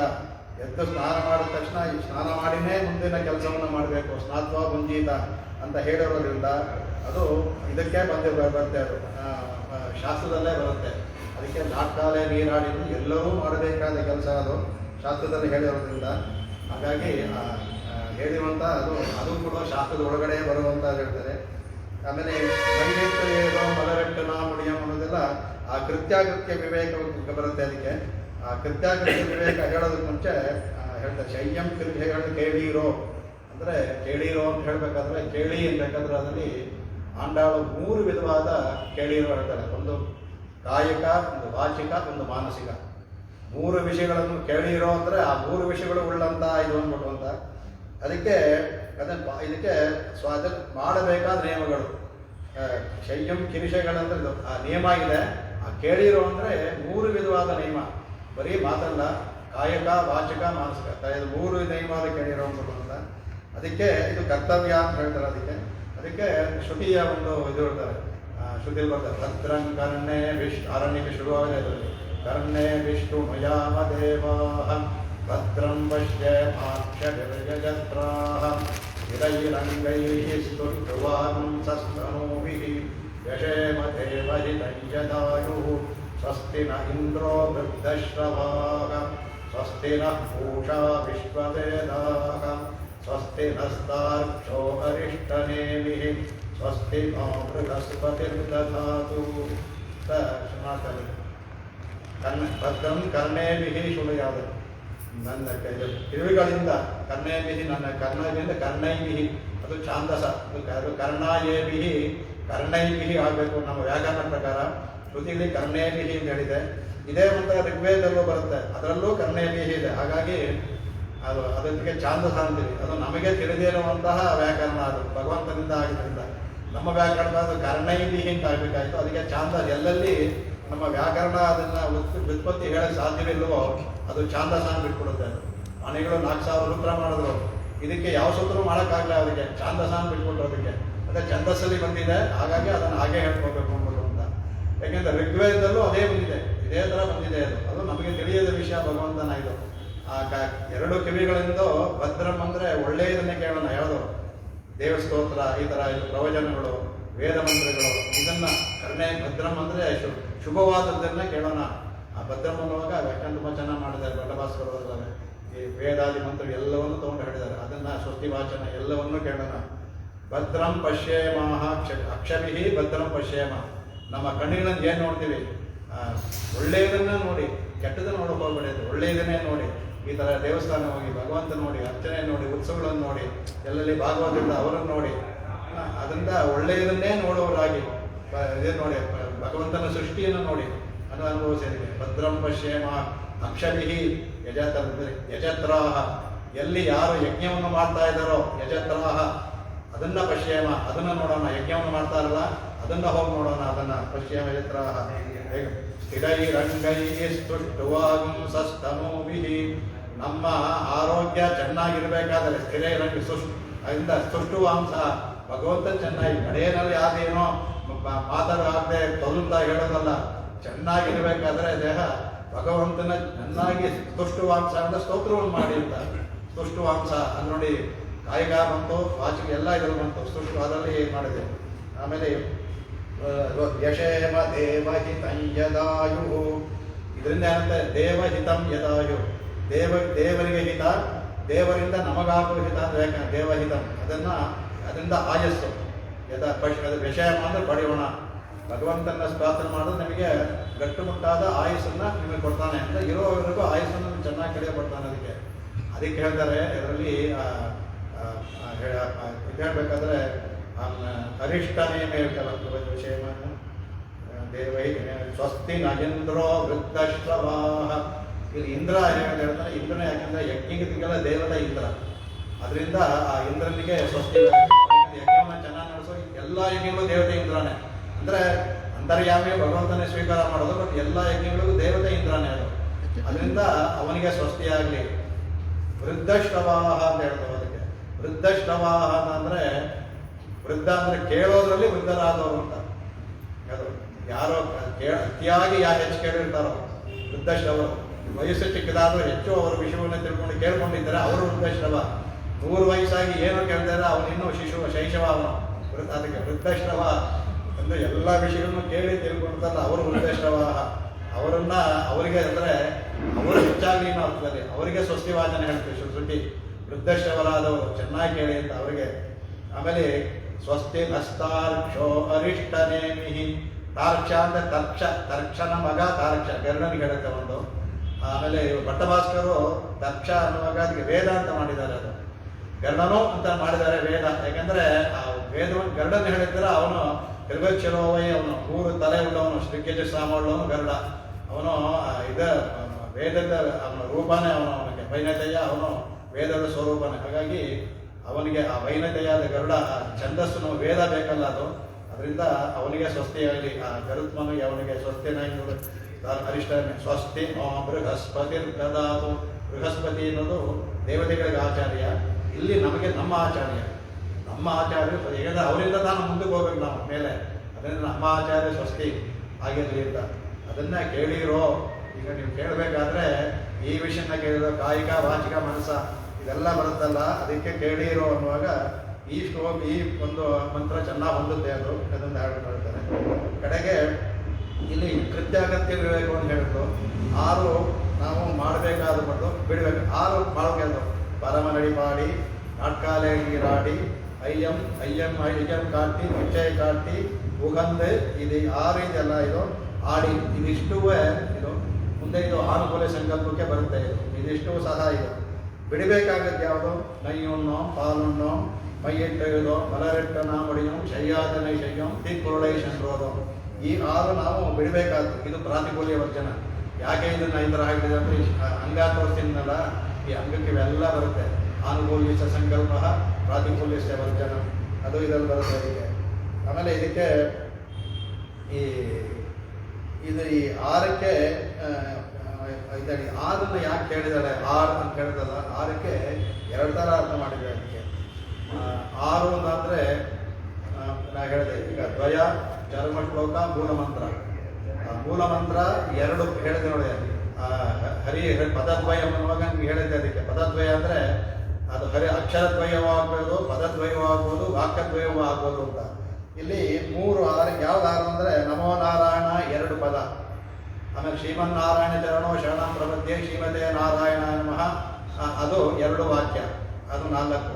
ಅದೇ ಥರ ಸರ್ವಧರ್ಮಾನ್ ಪರಿತ್ಯಜ್ಯ ಮಾಮೇಕಂ ಶರಣವಚ ಅಹಂತ್ವಾ ಸರ್ವಪಾಪೇಭ್ಯೋ ಮೋಕ್ಷ ಇಚ್ಛಾಮಿ 2. ಈ 6 ಅಂದರೆ 2 6 ಎಣ್ಣೆ ಅಂತ ಹೇಳ್ತಾರೆ. ಎಣ್ಣೆಯಿಂದ ಈ 6 ಸಹ ಅದರಲ್ಲಿ ಬರುತ್ತೆ ಅಂತ ವ್ಯಾಖ್ಯಾನ ಮಾಡಿದ್ದಾರೆ. ದ್ವಯಂ ಆಮೇಲೆ ಇಲ್ಲದೆ ದ್ವಯಮಂತ್ರದಲ್ಲೇ 6 ಪದಗಳಿದೆ. ಆ 6 ಪದಗಳಾದ್ರೂ ತಗೊಳ್ಳಿ, ಇಷ್ಟೆಷ್ಟೋ ವ್ಯಾಖ್ಯಾನ ಮಾಡಿ ತಗೋಬೋದು. ಅದು ಈ 6 ತಗೋಬೋದು, ಎಲ್ಲವೂ ಸಹ ಅದರಲ್ಲಿ ಬರುತ್ತೆ. ಅದರಲ್ಲಿ ಇನ್ನೂ 6 ಹೇಳ್ತಾರೆ ಮುಂದಕ್ಕೆ. ಅದನ್ನು ಇದನ್ನು ತಗೊಳ್ಳೋಣ. ನಮ್ಮ ಇವ್ರಿಗೆ ಹೇಳಿದಂಥ 6 ಯಾವುದು ಭಾಷ್ಯಕಾರರಿಗೆ ಅವ್ರಿಗೆ 6 ತಿರುಕಚ್ಚಿ ನಿಮ್ಮಗಳ ಮೂಲಕ ಅದನ್ನು ಉತ್ತಮ ಸ್ವಾಮಿ ಅದನ್ನು ಹೇಳಿದ್ದಾರೆ. ಅದು ಅನುಭವಿಸ್ಬೋದು. ಅದನ್ನು 6 ತಗೊಳ್ಳಿ ಏನಂತ ಅಂದ್ಬಿಟ್ಟು ಅಂತ. ಏನು 6 ವಿಷಯ ತಿರುಕಚ್ಚಿ ನಿಮ್ಮಗಳಿಗೆ ವರದರಾಜ ಕೊಡ್ತಾನೆ ಅವಾಗ ಹೇಳ್ತಾನೆ. ಅದಕ್ಕೆ ಬೇಕಾಗಿದೆ. ಅದಕ್ಕೆ ನಾರಾಯಣನೇ ಪರತತ್ವ ಅವ್ರು ಹೇಳೋದು 6 ಮಾತುಗಳು ಭಾಷ್ಯಕಾರರಿಗೆ ತಿರುಕಚ್ಚಿನ ಮೂಲಕ ವರದಾಜ ನೇರವಾಗಿ ಹೇಳಿದ್ದು. ಆಮೇಲೆ ಅವಾಗೆಲ್ಲ ಅದ್ವೈತ ಇತ್ತಲ್ಲ, ಅದರಿಂದ ಅಹಂ ಬ್ರಹ್ಮಾಸ್ಮಿ ನಾನೇ ಬ್ರಹ್ಮತೆ. ಅದಕ್ಕೆ ಜೀವಾತ್ಮ ಪರಮಾತ್ಮನಿಗಿಂತ ಭಿನ್ನ, ಅವಿಚ್ಛೇದ ಬೇರೆ, ಅದು ಬಿಡಕ್ಕಾಗೋದಿಲ್ಲ, ಆದರೆ ಭಿನ್ನ. ಜೀವಾತ್ಮ ಪರಮಾತ್ಮನಿಗಿಂತ ಭಿನ್ನ. ಆಮೇಲೆ ಅವನನ್ನು ಪಡೆಯೋದಕ್ಕೆ ಪ್ರಪತ್ತಿಯೇ ಮಾರ್ಗ, ಭಗವಂತನ ಪಡೆಯೋದಕ್ಕೆ 3. 4ನೇದು ಅನ್ನೋದಕ್ಕೆ ಅಂತಿಮ ಸ್ಮೃತಿ ಬೇಕಾ ಅನ್ನುವಾಗ ಅಂತಿಮ ಸ್ಮೃತಿ ನಮಗೆ ಬೇಕಾಗಿಲ್ಲ. ಯಾಕಂದರೆ ತತಸ್ತು ಪ್ರೇಮಾನಂತೂ ಕಾಷ್ಟಪಾಸ ಅವನೇ ಹೇಳಿದ್ದಾನೆ. ಅದರಿಂದ ಅಂತಿಮ ಸ್ಮೃತಿ ಬೇಕಾಗಿಲ್ಲ. ಕಡೆಗೆ ಮೋಕ್ಷ ಯಾವಾಗ ಸಿಗುತ್ತೆ ಅಂದರೆ ನಮ್ಮದು ಅದ್ವೈತದಲ್ಲಿ ಸತ್ಯೋನ್ಮುಕ್ತಿ ಅಂತಾರೆ. ಸತ್ಯ ಅಂತ ಇರುವಾಗಲೇ ಅವ್ರಿಗೆ ಅದು ಅದ್ಯತೆ ಅಂದರೆ ಅವಿದ್ಯೆ ಅಂತ ಹೇಳ್ತಾರೆ ಅವರು. ಅವಿದ್ಯೆ ನಿವಾರಣೆ ಆಗಿದ ತಕ್ಷಣ ಅದೇ ಮೋಕ್ಷ ಅಂದ್ಬಿಟ್ಟು ಅವ್ರಿಗೆ ಮೋಕ್ಷ ಜಾಗ ಅಂತೀರಿ. ಇಲ್ಲೇ ಸತ್ಯೋನ್ಮುಕ್ತಿ. ಅವಿದ್ಯೆ ಹೇಗೆ ಬರುತ್ತೆ? ಈ ವಾಕ್ಯಗಳಿಂದ ತತ್ವಮಸಿ ಅಹಂ ಬ್ರಹ್ಮಾಸ್ಮಿ ವಾಕ್ಯಗಳಿಂದ ತಾನೇ ಬರುತ್ತೆ. ಅದು ಬಂದ ತಕ್ಷಣ ಮುಕ್ತಿ ಆಗಿಬಿಡುತ್ತೆ ಅಂತ ಹೇಳ್ತಾರೆ. ದೇಹಾವಸಾನದಲ್ಲಿ ಮಾತ್ರ ಸಿದ್ಧಾಂತದಲ್ಲಿ ಅದು ನೇರವಾಗಿ ಭಗವಂತ ಹೇಳಿದ್ರು. ಮೋಕ್ಷ ದೇಹಾವಸಾನದಲ್ಲಿ ಮಾತ್ರ, ಇಲ್ಲಿರುವ ಮೋಕ್ಷವಿಲ್ಲ. ಮೋಕ್ಷದ ಅನುಭವ ಬರ್ಬೋದಿಲ್ಲಿ, ಅದ್ರ ಮೋಕ್ಷ ಇಲ್ಲ. ಮೋಕ್ಷ ದೇಹಾವಸಾನದಲ್ಲಿ. 6ನೇದೇನು ಅಂತಂದರೆ ಅವರು ರಾಮಾಗಿ ಹೋಗಿ ಪೆರಿಯನ ಮಗಳಿನ ಆಶ್ರಯ ಪಡಿಸಲಿ. ಯಾಕೆಂದರೆ ಇಲ್ಲಿ ನಮಗೂ ಇದೆ. ಯಾಕೆ ಪೆರಿಯನ ಮಗಳಿಗೆ ಹೋಗಲಿ ಅಂತ ಹೇಳಿದ್ರೆ ಅಲ್ಲಿ ಚಕ್ರಾಂಕನ ಆಗುತ್ತೆ, ಮಂತ್ರೋಪದೇಶ ಆಗುತ್ತೆ ಅವರಿಗೆ. ಅವ್ರು ಎಷ್ಟೇ ತಿಳ್ಕೊಂಡಿದ್ರು ಸಹ ಮಂತ್ರೋಪದೇಶ ಆಚಾರ್ಯ ಮೂಲಕನೇ ಆಗಬೇಕು. ಇದು 6ನೇದು. ಇದು ನಾವು ತಗೊಂಡ್ರೆ ಅವರು ರಾಮಾನಿ ಹೇಳಿದ್ರು, ನಾವು 6ನೇದು ಆಚಾರ್ಯನ ಆಶ್ರಯಿಸಿ ಚಕ್ರಾಂಕನ ಅಂದರೆ ಅದು ಮಾಡಿ ಮಾಡ್ಕೋಬೋದು ಅನ್ಬೋದು ಅಂತ. ಅದನ್ನು 6 ಅಂಗ ಹೇಳ್ಬೋದು. ನಮಗೆ ಮಾಡುವಂತಹ ಸಮಾಶ್ರಯಣ ಅದು 5 ಪಂಚ ಸಂಸ್ಕಾರ ಅಂತ ಹೇಳೋದಕ್ಕೆ. ಅದಕ್ಕೆ ತಾಪ, ನಾಮ, ಪುಂಡ್ರ, ಮಂತ್ರ ಮತ್ತು ಯಾಗ, ಇದು 5 ಪ್ರಪತ್ತಿ. ಈ 6 ತಗೊಳ್ಳಿ ಅಂತ ಮಾಡ್ಬೋದು. ಅದಕ್ಕೆ ಪಂಚ ಸಂಸ್ಕಾರ ಮತ್ತು ಪ್ರಪತ್ತಿ 6 ಆದರೂ ಆಗುತ್ತೆ. 6 ಎಣ್ಣೆನು ಅದು ತಗೊಳ್ಳಿ ಅಂತ ಆಗುತ್ತೆ ಅದಕ್ಕೆ. ಆಮೇಲೆ ಕಡೆಗೆ ಇದರಲ್ಲಿ ಪೂರ್ತಿ ದ್ವಯಮಂತ್ರದ ಇದರಲ್ಲೇ ಅದರಲ್ಲಿ ಹೇಳಿದ್ದಾರೆ. ಅದಕ್ಕೆ ದ್ವಯಮಂತ್ರಾರ್ಥವನ್ನೇ ಇದರಲ್ಲಿ ಮೂಲ ಮಂತ್ರವನ್ನು ಮೊದಲನೇ ತೋರಿಸ್ಕೊಟ್ಟು ನಾರಾಯಣ ಎಂಬಾಗ ಇದರಲ್ಲಿ ದ್ವಯಮಂತ್ರಾರ್ಥವನ್ನು ಹೇಳ್ಕೊಡ್ತಾರೆ. ಅದಕ್ಕೆ ಕಡೆಗೆ ಈ ಬಿಡೋದು ಯಾವುದಪ್ಪ, ಈ 6ನ್ನ ಬಿಡೋದು 6ನ್ನ ತಗೊಳ್ಳೋದು, ಇವೇ ಬಹಳ ನಿಯಮ. ಇದಕ್ಕೆ ಯಾತಕ್ಕೆ ಹೇಳ್ತಂದ್ರೆ ಯಾಗದಲ್ಲೂ ಅಷ್ಟೇ, ನೀವು ಸೋಮಯಾಗ ಮಾಡಬೇಕಾದ್ರೆ ದೀಕ್ಷೆ ಅಂತ ಹೇಳ್ತಾರೆ. ಅದಕ್ಕೆ ಮೊದಲ ದಿನ ಅದೇ ಕೆಲಸ. ಮೊದಲನೇ ದಿನ ಎಲ್ಲ ವೃತ್ತಿಗೂ ವರ್ಣನೆ ಮಾಡ್ತಾರೆ. ತುಂಬ ಚೆನ್ನಾಗಿರುತ್ತೆ. ನಾನು ನೋಡಿದ್ರಿಂದ ಹೇಳ್ತೀನಿ. ಅಲ್ಲಿ ಒಂದು ವಾರ ಇದ್ದು ನಾನು ಮಗ ಪೂರ್ತಿ ಕಡೆಯವರು ನೋಡಿದೆ. ಅಲ್ಲಿ ವರ್ಣನೆ ಮಾಡ್ತಾರೆ. ವರ್ಣನೆ ಮಾಡುವಾಗ ಯಜಮಾನ ಯಾರು ಯಾಗವನ್ನು ಮಾಡ್ತಾನೋ ಅವನು ಯಜಮಾನ. ಇಲ್ಲ ಇನ್ನೊಬ್ಬರು ಹತ್ರ ಮಾಡಿಸ್ಬೋದು. ಈಗ ನಮ್ಮ ಹತ್ರ ದುಡ್ಡಿದೆ, ನಮಗಾಗಲ್ಲ, ಇನ್ನೊಬ್ರು ನೀವು ಮಾಡಿ ಅಂದ್ರೆ ಅವ್ರು ಇವನು ಯಜಮಾನ ಆದರೂ ಯಾಗದಲ್ಲಿ ಕೂತ್ಕೊಳ್ಳಿಂದ ಅವನು ಯಜಮಾನ ಆಗ್ತಾನೆ. ಇವನು ಪರೋಕ್ಷ ಯಜಮಾನ, ಪ್ರತ್ಯಕ್ಷ ಯಜಮಾನ ಯಾಗದಲ್ಲಿ ಕೂರೋನು. ಆ ಯಜಮಾನ ಎಲ್ಲ ಋತುಕ್ಕೂ ವರ್ಣನೆ ಮಾಡ್ತಾನೆ. 16 ಜನ, ಮುಂದಿನ ಭಾಷೆದಾಗ ಹೇಳ್ತೇನೆ, 16 ಜನ ಋತ್ವಿಕ್ಗಳು ಬೇಕು. ಇದನ್ನು ಯಾಕೆ ಯಾಗ ಅಂತ ತೋರಿಸ್ಕೊಟ್ಟಿದ್ದೀನಿ ಅನ್ನೋದಕ್ಕೆ 16 ಜನ ಋತ್ವಿಕ್ಗಳಿಗೆ ಇಲ್ಲಿ ವರ್ಣನೆ ಉಂಟು. ಅದನ್ನ ಹೇಳ್ತಾರೆ, ಅಂಡಾಡೋದನ್ನ 16 ಜನ ಋತ್ವಿಕ್ಗಳು ವರ್ಣನೆ ಮಾಡೋದು. ಅದರಿಂದ ದೀಕ್ಷೆ ತಗೊಳ್ತಾರೆ ಮಾಡೋದಿನ. ಅವರಿಗೆ ಅದು ಹೇಳ್ತಾರೆ, ಮುಷ್ಟಿಂಗ್ ಆಗೋದೇ ವಾಚಂಗತೆ, ಮುಷ್ಟಿ ಮಾಡಬೇಕು, ಮಾತಾಡಬಾರ್ದವರು, ಆಹಾರ ಸ್ವೀಕಾರ ಮಾಡಬಾರ್ದು. ಕೆಲವು ನೈಯನ್ನು ಬಲನೆಲ್ಲ ಅಲ್ಲಿ ಆಹಾರವೇ ಇಲ್ಲೇನು ಬೇರೆ ಆಹಾರವೇ ಸ್ವೀಕಾರ ಮಾಡಬಾರ್ದು ಅವರು. ಅದನ್ನೇ ಇವಳು ಯಾಗದಿಂದ ಎಲ್ಲರೂ ಆದ್ರಿಂದ ಬೇರೆ ಥರ ಮಾಡಿದ್ದಾಳೆ. ಆಹಾರ ಇಲ್ಲ ಅವರಿಗೆ. ಸಾಯಂಕಾಲ ಸಾಮಗಾನ, ಸುಬ್ರಹ್ಮಣ್ಯ ಅಂತ ಸಾಮಗಾನ ಅದು ಆದ್ಮೇಲೆ ಒಂದು ಬರುತ್ತೆ, ಅದನ್ನ ಸ್ವಲ್ಪ ಕೊಡ್ತಾರೆ. ಹಿಂದಿನ ಕಾಲದ ಅದು ತೊಗೊಳ್ತಾರೆ. ಈಗ ಅದನ್ನ ಸ್ವಲ್ಪ ಹಾಗೆ ಕೈ ತೆಗೆಯೋವಾಗಿಲ್ಲ, ಈಗ ಆಗೋದಿಲ್ಲ, ಕೈ ಇಟ್ಕೊಳ್ತಾರೆ. ಅದನ್ನು ಸ್ವಲ್ಪ ತೊಗೊಳ್ತಾರೆ. ಅವ್ರು ಅಲ್ಲೇ ಇರಬೇಕು. ಯಾಗ ಯೋನಿ ಅಂದರೆ ಯಾಗಶಾಲೆ, ಅಲ್ಲಿ ಬಿಟ್ಟು ಹೊರಗಡೆ ಹೋಗಂಗಿಲ್ಲ ಅವರು. ಪತ್ನಿನೂ ಇರಬೇಕು, ಯಾಕಂದ್ರೆ ಯಾಗಕ್ಕೆ ಪತ್ನಿ ಬೇಕಲ್ಲ. ಆದರೆ ಬೇರೆ ಇರ್ತಾರೆ, ಪತ್ನಿನೂ ಅಲ್ಲೇ ಇರಬೇಕು. ಪತ್ನಿನೂ ಈ ವ್ರತವನ್ನೆಲ್ಲ ಪಾಲಿಸ್ಬೇಕು. ಯಜಮಾನರು ಪತ್ನಿ ಇರಬೇಕು. ಅದಕ್ಕೆ ಕ್ಷಯ ಅಲ್ಲೇ ಯಾಗಶಾಲೆಯಲ್ಲೇ ಯಜಮಾನ ಅಗ್ನಿ ಹತ್ರ ಮಲ್ಕೊಂಡಿರ್ಬೇಕು, ಪತ್ನಿ ಆ ಕಡೆ ದೂರದಲ್ಲಿ ಮಲ್ಕೊಂಡಿರ್ತಾರೆ. ತುಂಬ ನಿಯಮಗಳಿದೆ ಇದು. ಅವರಿಗೆ ಆವಾಗ ಮೈಯೆಲ್ಲ ಇದು ಮಾಡ್ತಾರೆ, ಬೆಣ್ಣೆ ಹಚ್ತಾರೆ ಅವರಿಗೆ. ಇದೆಲ್ಲ ನಿಯಮಗಳು ಬರುತ್ತೆ ಅವ್ರಿಗೆ. ಆ ಥರ ಅದನ್ನೇ ಇಲ್ಲಿ ಈ ನಿಯಮವನ್ನು ಹಾಕೊಂಡ್ರು ಅವರು. ಇದನ್ನ ನೈಯನ್ನು ಪಾಲನ್ನು ಅಂತ ಹೇಳ್ಬಿಟ್ಟು ಕಡೆಗೆ ಅದು ಇದೆಲ್ಲವೂ ಅಲ್ಲೂ ಉಂಟು. ಅಂದರೆ ಅದು ಹೇಳೋದಲ್ಲಿ ಅವರು ಸುಳ್ಳು ಹೇಳಬಾರ್ದು. ಅಂದ್ರೆ ನಮ್ಮ ಬದೇ ಇದ್ದರೆ ಯಜ್ಞ ಹಾಳಾಗ್ಬಿಡುತ್ತೆ. ಅದೆಲ್ಲ ಬರುತ್ತೆ ಅದರಲ್ಲಿ. ಅದಕ್ಕೆ ಇಲ್ಲಿ ಶಯ್ಯಾದನ ಶಯ್ಯ ಅಂತ ಅದನ್ನೇ ಹಾಗೇ ತತ್ಸಮ ತತ್ವ ಅಂತ ಕಾಣ್ತಾ ಹೇಳ್ತೀವಲ್ಲ, ಅದಕ್ಕೆ ತತ್ಸಮವನ್ನು ಹಾಗೇ ತಗೊಂಡು ಇಲ್ಲಿ ಮಾಡಿದಾಳೆ ಅವಳು ಯಾಗದಲ್ಲಿ. ಆ ಯಾಗವನ್ನ ವಿಷಯ ತಿಳ್ಕೊಂಡ್ರೆ ಇದನ್ನು ತುಂಬ ಅನುಭವಿಸ್ಬೋದು. ನನಗೆ ಅದಕ್ಕೆ ಈ ತಿರುಪಾವಿಗೆ ಅದೆಲ್ಲ ನೋಡೋದ್ರಿಂದ ಯಾಗವನ್ನ ನೋಡ್ದಂಗೆ ಆಗುತ್ತೆ. ಅದು ಅಷ್ಟು ಅದ್ಭುತವಾಗಿದೆ ಅದನ್ನು. ಹಾಗೆ ಆಮೇಲೆ ಇದಕ್ಕೆ ಇದು ಹೇಳ್ತಾರೆ, ಅದಕ್ಕೆ ಈ ನಾಲ್ಕಾಲೆ ನೀರಾಡಿ ಅನ್ನೋದಕ್ಕೆ ಇನ್ನೊಂದು ಇದನ್ನು ಹೇಳ್ತಾರೆ. ಅದಕ್ಕೆ ಅನಾದಿ ಮಾಯೆಯಾಲೆ, ಇದಕ್ಕೆ ರತ್ನಾವಳಿ ಹಿರಿಯದಲ್ಲಿ ಸ್ವಾಮಿ ಹೇಳುವಂಥ ಮಾತು. ಅನಾದಿ ಮಾಯಾಯಲೆ ಸುಪ್ತನಾಯಿ ಗಿಡಕ್ಕಿರ ಆತ್ಮಾವಕ್ಕೆ ಇವ್ಯವಸ್ಥೆಗಳಿಲ್ ಪಗಲ್ ಕಾಂಡೈಕಾಗ ಆಚಾರ್ಯ ಪರಿಗ್ರಹಂ ಕರುಣೋದಯಂ ಹೋರೆ. ಇದಂದ್ರೆ ನಾಟ್ಕಾಲೆ ನೀರಾಡಿ ಅನ್ನೋದು ಬೆಳಗ್ಗೆದ್ದು ನೀರಾಡೋದು ಹೇಳ್ತಾರೆ. ನಾವು ಅನಾದಿ ಮಾಯೆಯಿಂದ ಸುಪ್ತರಾಗಿದೆ ನಾವು. ಅಂದರೆ ಮಲ್ಕೊಂಡಿದ್ದೀವಿ. ನಮ್ಗೆ ಎಚ್ಚರ ಅಂದರೆ ಈ ಥರ ಎಲ್ಲ ಅನಾದಿ ಮಾಯಿಂದ ಮಲ್ಕೊಂಡಿದ್ದಕ್ಕೆ ನಮಗೆ ಈ ಆತ್ಮ ಇದೆ. ಇದಕ್ಕೆ ಎನ್ನುವುದು ಇದಕ್ಕೆ ಇದು ಬೆಳಕನ್ನು ನೋಡಬೇಕು. ಪಗಲು ಕಾಣ್ಬೇಕಾಗ ಅಂದರೆ ಬೆಳಕನ್ನ, ಅಂದರೆ ತಮಸೋಮ ಜ್ಯೋತಿರ್ಗಮಯ, ತಮಸ್ಸಿಂದ ಜ್ಯೋತಿರ್ ಬರ್ಬೇಕು ನಾವು. ಜ್ಯೋತಿರ್ಗಮಯ ಅಂತ ಶುಚಿ ಅಂತಲ್ಲ, ಹೇಗೆ ಗಮಯ ಹೇಗೆ ಬರೋದು ಆಚಾರ್ಯ ಬೇಕು. ಅದಕ್ಕಾಗ ಆಚಾರ್ಯ ಪರಿಗ್ರಹಂ, ಆಚಾರ್ಯನ ಪರಿಗ್ರಹವನ್ನು ಮಾಡೋದಾದ್ರೆ ಏನಾಗುತ್ತೆ, ಅದು ಆ ಪರಿಗ್ರಹ ಮಾಡಿದ ತಕ್ಷಣನೇ ಅದು ಅರುಣೋದಯ ಬೋರೆ ನಾಟ್ಕಾಲಯ ಆಗೋಯ್ತಂತೆ. ಅದು ಅಲ್ಲಿವರೆಗೆ ಇರ್ತೀವಿ. ಆಚಾರ್ಯನ ಪರಿಗ್ರಹ ಮಾಡಿದ ತಕ್ಷಣ ನಾವು ನಾಟ್ಕಾಲಯ ನೀರಾಡಿ ಆಗ್ಬಿಡುತ್ತೆ ಅದು ಅಂತ ಅದ್ಭುತವಾಗಿ ಹೇಳ್ತಾರೆ ಅದನ್ನ. ಆ ಕಡೆಗೆ ಆಮೇಲೆ ಇದನ್ನು ಹೇಳ್ತಾರೆ, ಆ ಶಯ್ಯಾದಯಂ ಶಯ್ಯಂ ಅನ್ನೋದಕ್ಕೆ ಅದಕ್ಕೆ ಹೇಳ್ತಾರೆ. ಅದಕ್ಕೆ ರಹಸ್ಯತರ, ಅದಕ್ಕೆ ಇನ್ನೊಂದು ರಹಸ್ಯತರ ಸರ್ ಹೇಳ್ತಾರೆ. ಯಾಕೆ ಆಚರಣೆ ಹೇಳ್ತಾರೆ ಅನ್ಯಾನ್ನ ಮನ್ಯಾಮಿ. ಸ್ವಾಮಿಯ ನೇರ ವಾಕ್ಯ ಸ್ವಾಮಿ ರಹಸ್ಯತರ ಸಾರದಲ್ಲಿ. ಆಚಾರ್ಯಗಿಂತ ಹೆಚ್ಚು ದೈವ ದೊಡ್ಡ ದೇವ ಯಾರೂ ಇಲ್ಲ. ಪರಮಾತ್ಮನಿಂದ ದೊಡ್ಡ ದೇವ ಅಂತ ಹೇಳ್ತಾರೆ. ಆಚಾರ್ಯಕ ದೇವತಕ ಸಮಧಿಕ, ಅವ್ರ ಸಮರಾಗಲಿ ಅಧಿಕರಾಗಲಿ ಬೇರೆ ಅನ್ಯಾನ್ನ ಮನ್ಯ ಬೇರೆ ದೇವತೆ ಇಲ್ಲ ಅಂತ. ಭಗವಂತನಿಂದ ದೊಡ್ಡ ದೇವತೆ ಆಚಾರ್ಯರು ಅಂತ. ಆ ಥರ ಅದೇ ಭಾವನೆ ಅವರು ಭಾಷ್ಯಕಾರರ ಮೇಲೆ ಇಟ್ಕೊಂಡಿದ್ರು, ಅಪ್ಪುಳಾರ ಮೇಲೆ ಇಟ್ಕೊಂಡಿದ್ರು. ಭಾಷೆ ಹೇಳ್ದಲ್ಲ, ಆ ಭಾಷ್ಯಕಾರ ಗಂಧ ಬಿದ್ದ ತಕ್ಷಣ ಅವರಿಗೆ ತಡ್ಕೊಳಕ್ಕಾಗಲ್ಲ ಅಂತ. ಆ ಥರ ಸ್ವಾಮಿಗೆ ಇದು ಆ ಥರನೇ ಇದ್ದರು ಆಚಾರ್ಯರಲ್ಲಿ. ಆ ಥರ ಇರಬೇಕು ಭಕ್ತಿ. ಆ ಥರ ಭಕ್ತಿ ಇದ್ರೇ ನಾಟುತ್ತೆ ನಿಮಗೆ. ವಿದ್ಯೆಯನ್ನು ಕಲ್ತ್ಕೋಬೇಕಾದ್ರೆ ಆಚಾರ್ಯ ಆ ಥರ ಭಕ್ತಿ ಇದ್ದಾನೆ, ಭಾವ ಇದ್ದಾನೆ, ವಿದ್ಯೆ ಚೆನ್ನಾಗಿ ಹತ್ತುತ್ತೆ ಅವ್ರಿಗೆ, ಮೋಕ್ಷವಾಗುತ್ತೆ. ಅದಕ್ಕೆ ಹೇಳ್ತಾರೆ. ಅದಕ್ಕೆ ಶಯ್ಯಾದನ ಶೈಂಪಿ ಅನ್ಬೇಕಾದ್ರೆ ಹೇಳ್ತಾರೆ. ಅದಕ್ಕೆ ಯಾರು ನಮಗೆ ಶಾಸ್ತ್ರ ಮುಖ್ಯವಾಗಿ ಶಾಸ್ತ್ರ. ಆ ಶಾಸ್ತ್ರ ಅವರು ಶುರು ಮಾಡಬೇಕಾದ್ರೆ ಆಪಸ್ತಂಭರು ಧರ್ಮಸೂತ್ರ ಹೇಳ್ಬೇಕಾದ್ರೆ ಧರ್ಮಂ ವ್ಯಾಖ್ಯಾಸ್ಯಾಮಃ, ಧರ್ಮವನ್ನು ನಾವು ವ್ಯಾಖ್ಯಾನ ಮಾಡ್ತಾನೆ. ಅವ್ರು ಹೇಳೋದು ಧರ್ಮಜ್ಞ ಸಮಯ ಪ್ರಮಾಣಂ ವೇದಾಶ್ಚ ಅಂತ. ಧರ್ಮವನ್ನು ವ್ಯಾಖ್ಯಾನ ಮಾಡ್ತೀವಿ, ಧರ್ಮ ಬರೋದು ವೇದದಿಂದ ಶಸ್ತ್ರಿ. ಅವ್ರು ಧರ್ಮವನ್ನು ವೇದವನ್ನು ಬಿಟ್ಬಿಟ್ರು ಮೊದಲು.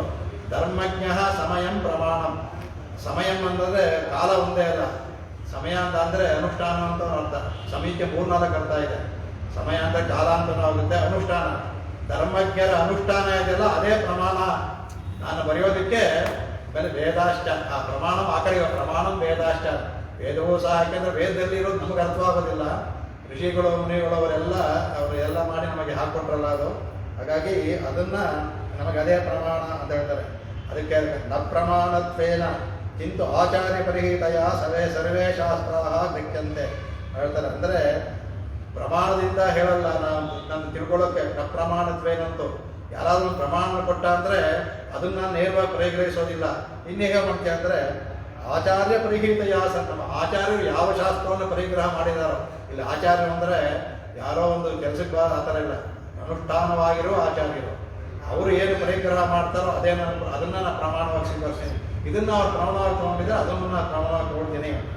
ಸರ್ವೇಶ್ ಅದರಿಂದ ಎಲ್ಲ ಶಾಸ್ತ್ರಗಳು ಅದರಿಂದ ಅಂತ ಹೇಳ್ಕೊಡು. ಅದಕ್ಕೆ ಮಹಾಜನ ಅವ್ರಿಗೆ ಇವನು ಕೇಳ್ತಾನೆ, ಧರ್ಮರಾಯನ ಯಮ ಕೇಳ್ತಾನೆ ಆ ಯಕ್ಷ ಪ್ರಶ್ನೆಯಲ್ಲಿ ಕೇಳ್ತಾನೆ. ನಾವು ಹೇಳ್ತಾನೆ ಯಾವುದು ಅಂತಾನೆ, ಹೇಗೆ ಮಹಾಜನ, ಯಾರು ಮಹಾಜನ ಇದ್ದಾರೆ ಅದಕ್ಕೆ ಮಹಾಜನೋ ಏನಗತ ಸಂಬಂಧಾಹ.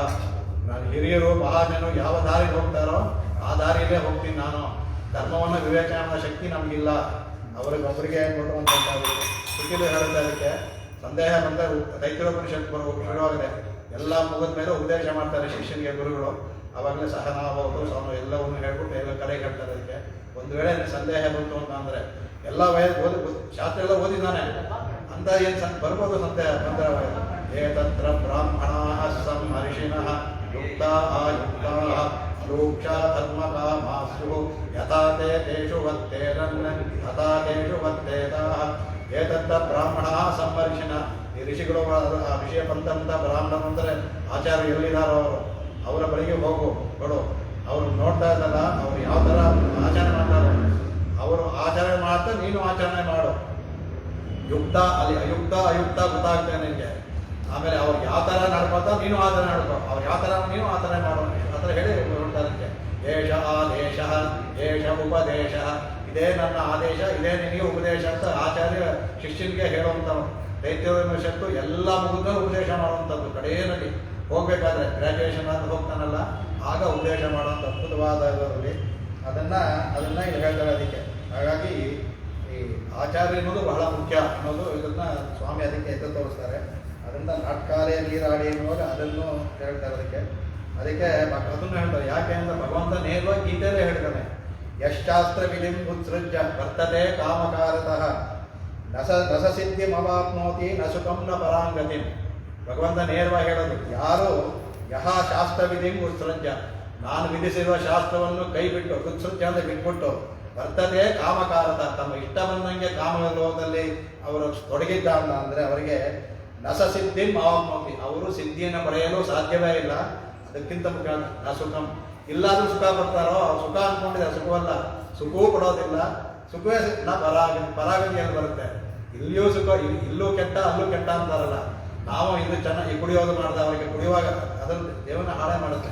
ಸಿಗರೇಟ್ ಸೇರ್ತಿಲ್ಲ, ಅದು ದೇಹವನ್ನೇ ಹಾಳು ಮಾಡುತ್ತೆ. ಸುಖ ಅಂದ್ಕೊಂಡಿದ್ದಾರೆ, ಸುಖವಲ್ಲ ಅದು. ನ ಸುಖಂ ಅವಾಪ್ನೋತಿ. ಇನ್ನು ಗತಿಯನ್ನು ಬರ್ತದೆ. ಅದಕ್ಕೆ ಹೇಳ್ತಾರೆ ಮುಂದಿನ ಶ್ಲೋಕ ಹೇಳಿದ್ರೆ 7ನೇ ಇದರಲ್ಲಿ 16ನೇ ಇದರಲ್ಲಿ ಬರುವಂಥ ಅಧ್ಯಾಯದಲ್ಲಿ ತಸ್ಮಾತ್ ಶಾಸ್ತ್ರಂ ಪ್ರಮಾಣಂತೆ ಕಾರ್ಯೋ ವ್ಯವಸ್ಥಿತವು.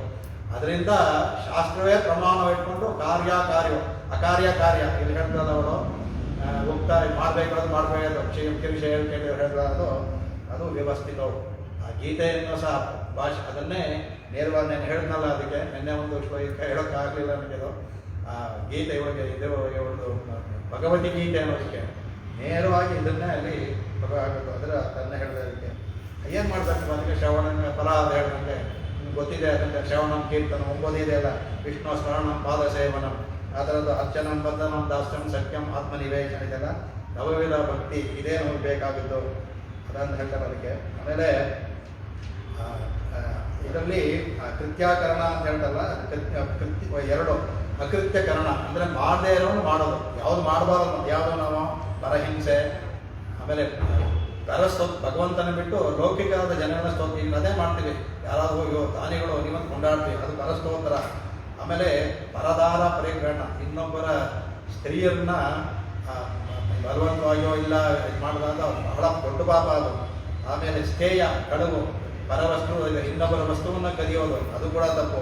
ಅಸತ್ಯ ಕಥನ, ಆಮೇಲೆ ಅದಕ್ಕೆ ಅಭಕ್ಷ್ಯ ಭಕ್ಷಣ. ನಾವು ಇದೆಲ್ಲ ಏನು ಮಾಡ್ತಾ ಇದ್ರು ಈ ಅಭಕ್ಷ್ಯ ಭಕ್ಷಣವನ್ನು ಮಾಡ್ತಾ ಇದ್ವಿ, ಅದು ಕೂಡ ತಪ್ಪು. ಅದಕ್ಕೆ ಅಭಕ್ಷ್ಯ ಭಕ್ಷಣ ಅಂದರೆ ಶಾಸ್ತ್ರ ವಿಹಿತವಾದದ್ದಲ್ಲದೆ ತಗೋಬಾರ್ದು. ಅಭಕ್ಷ್ಯ ಭಕ್ಷಣ ಅಂದರೆ ಯಾವುದು ಶಾಸ್ತ್ರ ವಿಧಿಸಿಲ್ವೋ ಅದನ್ನು ಕೂಡೋದು. ಅದು ಶಾಸ್ತ್ರದ ವಿಹಿತವಾಗಿದ್ದರೂ ಭಗವಂತನಿಗೆ ನಿವೇದನ ಮಾಡಿದ್ದನ್ನೇ ತಗೋಬೇಕು. ನಾವು ನಿವೇದನ ಮಾಡದೇ ಇದ್ದರೆ ತಗೋಬಾರ್ದು, ಭಗವಂತ ನಿವೇದನ ಮಾಡಿ ತಗೋಬಾರ್ದು. ಇವೆಲ್ಲೂ ಅಕೃತ್ಯ ಕ್ರಮ. ಆದರೆ ಇದೆಲ್ಲ ನಾವು ಮಾಡ್ತಾ ಇದ್ದೀವಿ. ಕೃತ್ಯ ಯಾವ್ಯಾವ್ದು ಮಾಡಬೇಕು, ಕೃತ್ಯಾಕರಣ ಅಂತ ಮಾಡಬೇಕಾದ ಯಾವುದು?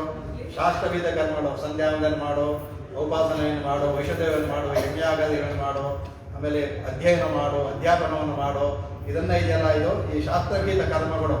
ಅದನ್ನು ನಾವು ಮಾಡೋದಿಲ್ಲ. ಗುರು ಹಿರಿಯರ ಸೇವೆ ಅದನ್ನು ಖಂಡಿತ ಮಾಡೋದಿಲ್ಲ ನಾವು ಅದನ್ನು. ಆಮೇಲೆ ಸ್ನಾನ ದಾನಾದಿಗಳು, ಸ್ನಾನ ನಿತ್ಯವೊಂದೇನೋ ಮಾಡ್ತೀವಿ ಗ್ರಹಚಾರಕ್ಕೆ, ದಾನಾದಿಗಳು ಮಾಡೋದಿಲ್ಲ. ದಾನಕ್ಕೆ ಭಾಳ ಇದೆ, ಹೇಳ್ತಲ್ಲ ಅದಕ್ಕೆ ಅಯ್ಯಂ ಅಂದರೆ ಹೇಳ್ದೇನೆ ಕೊಡಬೇಕು. ಮನಸ್ಸಿಗೆ ಆಂದನೆಯನ್ನು ಹೇಳ್ತಾರೆ, ಮನಸ್ಸಿಗೆ ಇನ್ನೊಂದು ಅರ್ಥ ಇದೆ, ಸಂತೋಷದಿಂದ ಕೊಡಬೇಕು. ಆಮೇಲೆ ಉತ್ತಮವಾದ ವಸ್ತುವನ್ನೇ ಕೊಡಬೇಕು. ಕಠೋಪನಿಷತ್ತೆಲ್ಲ ನಮಗೆ ಕೊಡಬೇಕಾದ್ರೆ ಬಡಕಲು ಅನಿಸೋದಿದ್ದು ಕೊಡ್ತಾ ಇರ್ತಾನೆ, ಹಂಚಿಗೆ ಮನಸ್ಸಿಗೆ ಕಷ್ಟವಾಗುತ್ತೆ ಅವನಿಗೆ. ಇದೆಲ್ಲ ಕೊಡ್ತಾ ಇದ್ದಾನೆಲ್ಲ ಆಧಾರ ಕೊಟ್ಟು ನನ್ನ ಯಾರು ಕೊಡ್ತೀಯ ಅನ್ನುವಾಗ ಒಂದ್ಸಲ ಹೇಳ್ತಾರೆ ದ್ವಿತೀಯಂ ತೃತೀಯಂ ಇಷ್ಟೇ ಬರುತ್ತೆ. ಮೂರನೇ ಸಲ ಬಂದಾಗ ಪ್ರತ್ಯವೇ ಮೃತ್ಯು ಕೊಡ್ತೀನಿ ಹೋಗೋ ನೀನು ಅಂದ್ಬಿಡ್ತಾನೆ. ಆಗ ಕೊಡೋಣ, ಅದು ಒಳ್ಳೇದಕ್ಕಾಗುತ್ತೆ. ಆ ಥರ ಒಳ್ಳೇದನ್ನು ಅದಾಗುತ್ತೆ. ಆಮೇಲೆ ಇಷ್ಟಾಪೂರ್ತಗಳು, ಇಷ್ಟ ಅಂದರೆ ಅಂದರೆ ಇಷ್ಟ ಅಂದರೆ ಯಜ್ಞಯಾಗಾದಿಗಳು, ಪೂರ್ತ ಅಂದರೆ ಸಮಾಜ ಸೇವೆ. ಅದನ್ನು ನಾವು ಶಾಸ್ತ್ರದಲ್ಲಿ ಯಾವುದು ಬಿಟ್ಟಿಲ್ಲ. ದೇವಸ್ಥಾನವನ್ನು ಕಟ್ಟಿಸೋದು, ದೇವಸ್ಥಾನದ ಕೆಲಸವನ್ನು ಮಾಡೋದು, ಕೆರೆ ಕುಂಟೆ ಕಟ್ಟಿಸೋದು, ಅನ್ನಪಾನಗಳು ನೀರುಗಳು ಕೊಡೋದು, ಬಿಸಿಲಲ್ಲಿ ಛತ್ರ ಮಾಡ್ತಾರೆ, ಇದೆಲ್ಲವೂ ಪೂರ್ತಗಳು. ಇವೆಲ್ಲ ಇದನ್ನು ಯಾವುದನ್ನು ಸಹ ನಾವು ಮಾಡೋದಿಲ್ಲ. ಅದಕ್ಕೆ ಇದೆಲ್ಲ ಬೇಕಾದ್ರೆ ಅದರಲ್ಲಿ ಹೇಳ್ತಾರೆ. ಅದಕ್ಕೆ ಅಕೃತ್ಯ ಕಾಣೋದಿದೆ. ಭಾಗವತ ಉಪಚಾರ ತುಂಬ ದೊಡ್ಡದು ಅದಕ್ಕೆ.